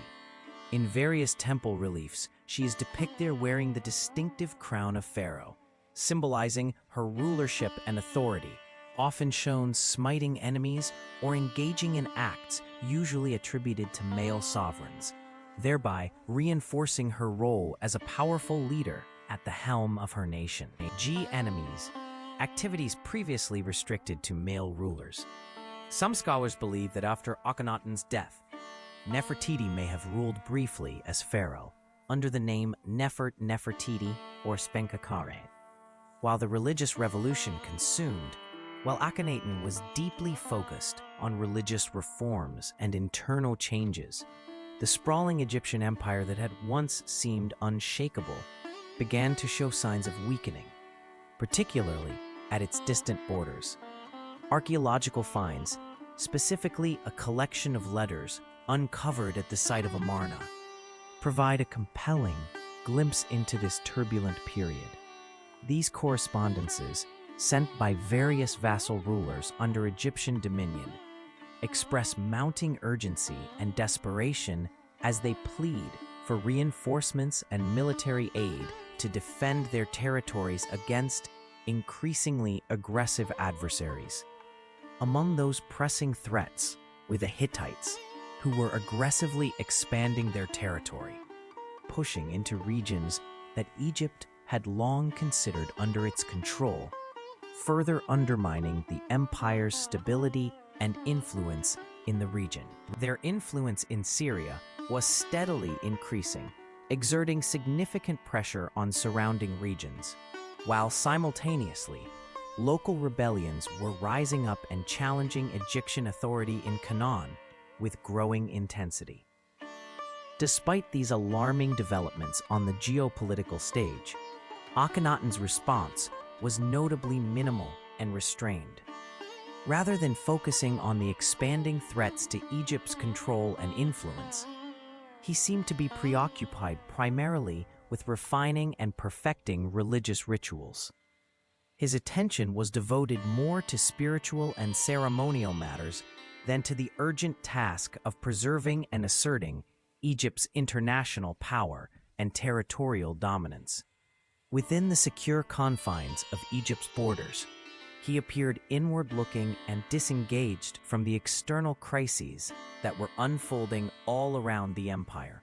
In Egypt itself, these sweeping changes turned out to be extremely unpopular among the local population. The priesthood of Amun, which had long held the position of being the wealthiest and most influential religious institution in the entire country, found itself completely dismantled and stripped of its former authority.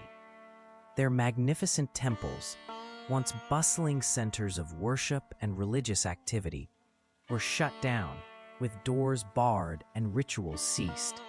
Furthermore, their sacred names, which had been proudly and carefully inscribed on monuments, statues, and various other cultural artifacts throughout the land, were deliberately chiseled away and erased, as if to wipe out their presence and legacy from history.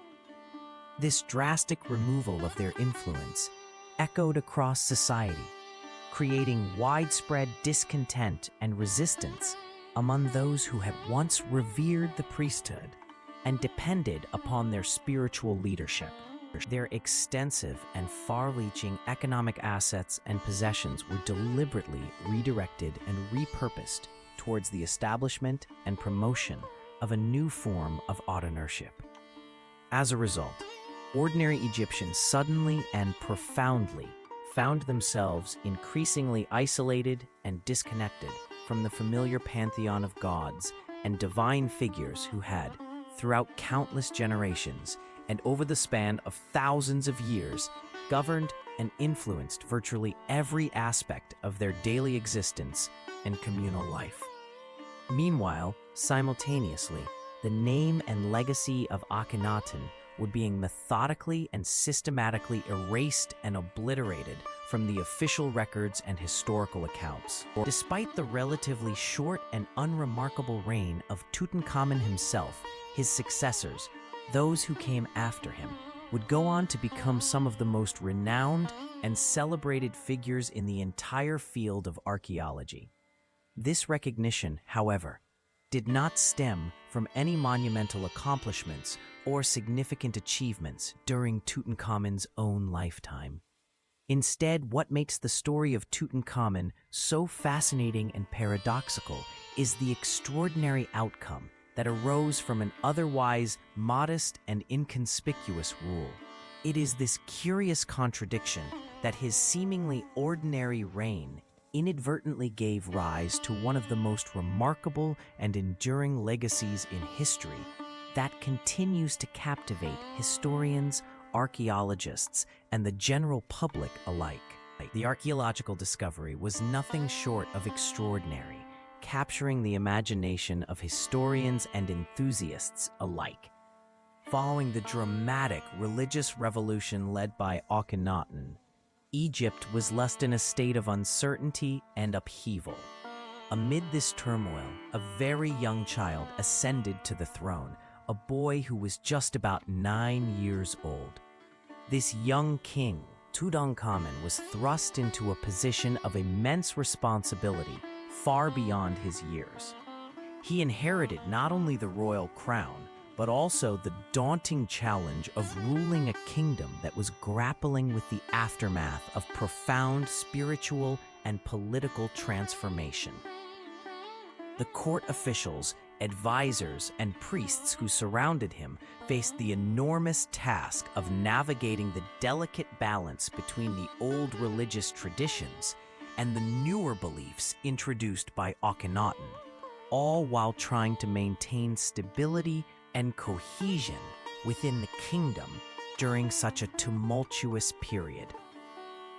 Officials who genuinely wielded real power in the land, especially the wise and experienced elderly advisor known as Ai, along with the formidable military commander Horemheb, fully understood and acknowledged the pressing and critical necessity of re-establishing Egypt's ancient and time-honored religious traditions. These seasoned individuals had endured the upheaval brought about by Akhenaten's radical revolution, observing firsthand as Egypt's long-standing and deeply rooted spiritual and cultural foundations were shaken to their core. They witnessed the profound impact this upheaval had on the nation's identity and stability, and they were determined to steer the country back to the venerable customs and religious practices that had sustained it through countless generations. Their recognition of the urgent need to restore this traditional order was not merely a political stance, but a commitment to preserving the very soul and continuity of Egypt's civilization after the storm of change had passed. The country's reputation and influence on the global stage had suffered a considerable decline, and its sense of unity and solidarity within its own borders had been severely weakened and fragmented. However, with the ascension of a young and impressionable ruler who could be easily guided and influenced, this new leadership quickly set about reversing the setbacks and restoring the nation's former strength and prestige. Among the various decisions and initiatives undertaken during Tutankhamun's time in power, the most important and impactful policy statement was the Restorat. Ion Stella issued a solemn proclamation that vividly painted a bleak and sorrowful picture of Egypt under the harsh rule of a tyrannical despot. A tenism that brought nothing but suffering and despair to the once glorious land. The magnificent temples, once shining with grandeur and devotion to the gods and goddesses of ancient times, had been utterly neglected and left to deteriorate. These sacred places, which used to be bustling centers of worship and reverence, had now crumbled into decay and disrepair. The once proud cities, filled with divine power and spiritual significance, had lost their splendor and vitality, becoming shadows of their former selves. The shrines dedicated to the gods, which had once been treasures of faith and artistry, were no longer maintained or honored. Instead, they had fallen into complete ruin, reduced to nothing more than heaps of broken stones and rubble. Overgrown with wild weeds and tangled vegetation, these ruined sanctuaries stood as silent reminders of a glorious past that had been forgotten and abandoned. The air was heavy with a sense of loss and desolation, as the land that had once thrived under divine blessing now lay shrouded in neglect and sorrow. The departure from traditional beliefs had led to divine abandonment, and now the faithful were being called back to their ancient, rightful gods. Behind this royal decree stood the influence of the great uncle, whose presence and authority reinforced the legitimacy of this spiritual revival and the rejection of the false teachings that had led Egypt astray. I am the vizier of the young Pharaoh Tutankhamun, and I was likely his grandfather or perhaps his great-uncle. Throughout the tumultuous times of the Amarna period, I managed to endure and navigate the shifting tides of power by skillfully adapting to the religious reforms imposed by Akhenaten, the heretic king. While outwardly embracing Akhenaten's radical monotheistic worship of the Aten, I carefully preserved my family's traditional religious ties and long-standing alliances, ensuring our influence remained intact beneath the surface. Now, with a child placed upon the throne and under my watchful guidance, I found myself orchestrating the slow but certain restoration of the old gods and customs, quietly steering Egypt back from the brink of religious upheaval to a more familiar path. The young king spearheaded Egypt's powerful religious revival, symbolizing a renewed dedication to traditional beliefs and practices that had waned over the previous years. At his side, General Horemheb took charge of the military realm, diligently overseeing the restoration and strengthening of Egypt's armed forces, which had suffered neglect and decline. Horemheb also focused on repairing and revitalizing Egypt's international relationships, which had grown strained or dormant. thereby re-establishing the nation's diplomatic presence and strategic alliances. Together, these two figures worked in close tandem, with the youthful monarch embodying the spirit and legitimacy of the religious resurgence, while Horemheb ensured that the kingdom's defenses and foreign affairs were adequately managed and reinforced, creating a unified force for Egypt's restoration and future stability. The buildings within the vast Karnak temple complex depicted Tutankhamun engaged in the act of making offerings to Amun-Ra, the revered deity, as well as to other well-established and traditional gods worshipped during that era. In an effort to honor the gods properly and maintain religious customs, highly skilled craftsmen were summoned once again to carefully restore and repair statues of the gods that had suffered damage or wear over time.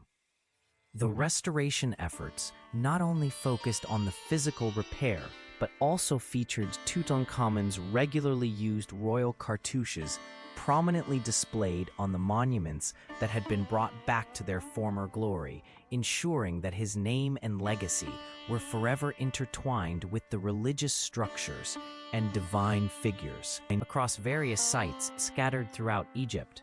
These actions held deep symbolic significance, as they aimed to reclaim sacred spaces and artifacts for the traditional Orthodox religion. This movement was much more than simple religious posturing or a superficial display of piety.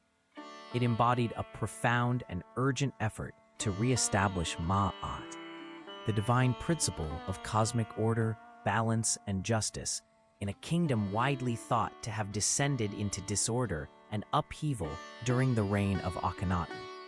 The restoration sought to heal the fractures caused by the prior regime's radical changes, reinstating the harmonious structure that was believed necessary for the prosperity and stability of both the nation and the universe. Despite the numerous efforts that were made to solidify his position and authority, Tutankhamun's genuine control and influence over the state's affairs were, in reality, quite limited throughout the entirety of his brief and relatively short life. Scientific studies, particularly the DNA analysis conducted on his mummy, have provided confirmation that he endured multiple physical ailments during his lifetime. Among these ailments was a club foot, a deformity that was severe enough to necessitate the use of walking aids, indicating that he faced significant mobility challenges which likely affected his ability to fully engage in the responsibilities typically expected of a pharaoh. Walking sticks, a detail corroborated by the fact that dozens of such items were discovered within his tomb, clearly indicate his reliance on assistance for mobility. Furthermore, scientific analysis conducted on the remains revealed traces of malaria infections, which likely compromised his health even further, exacerbating his already fragile physical state. These ongoing health issues, which may have arisen due to the common practices and lifestyle associated with the royal family, suggest a pattern of vulnerability and hardship despite his elevated social status. The practice of marriages between close relatives, specifically consanguineous marriages, significantly reduced Tutankhamun's ability to exert a strong and lasting influence over the political and administrative affairs of his kingdom. Because of these familial ties and the limitations they imposed, his personal impact on the governance during his reign remained rather constrained and limited in scope.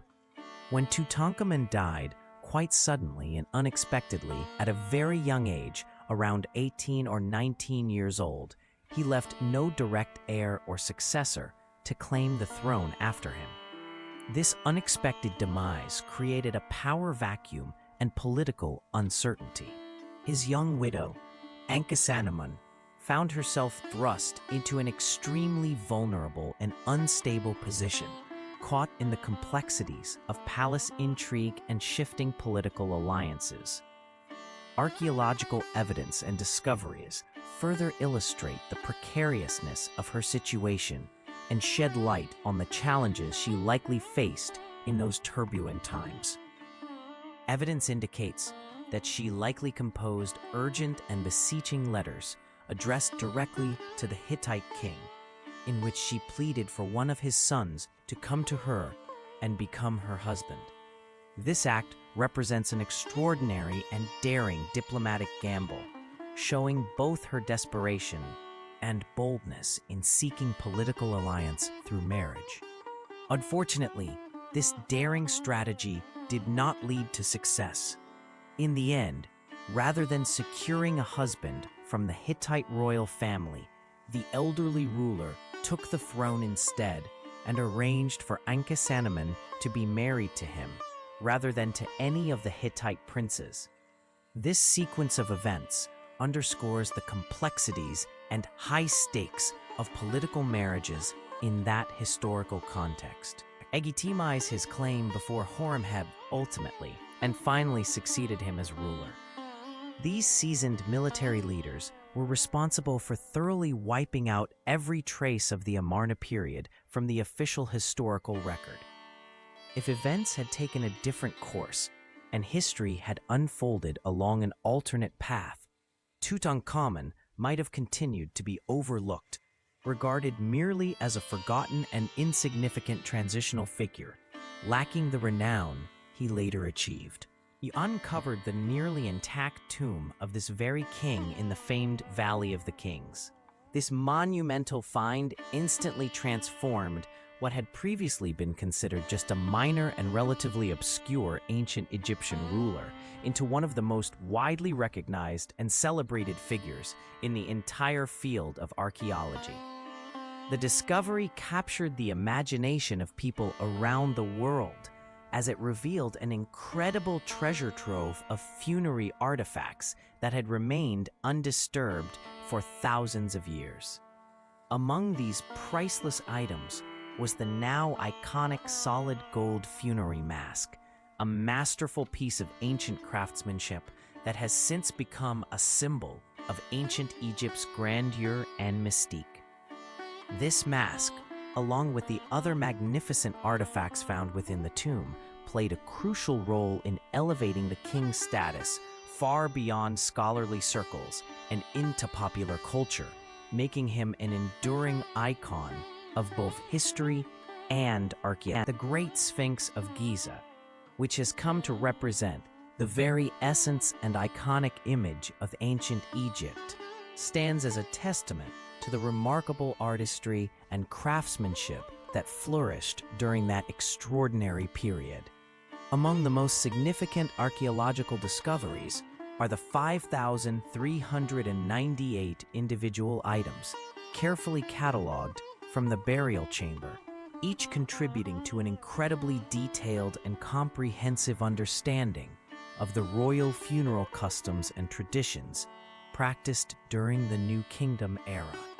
These artifacts collectively offer an unparalleled glimpse into how the ancient Egyptians honored their pharaohs after death, showcasing the elaborate rituals and material culture associated with their beliefs about the afterlife.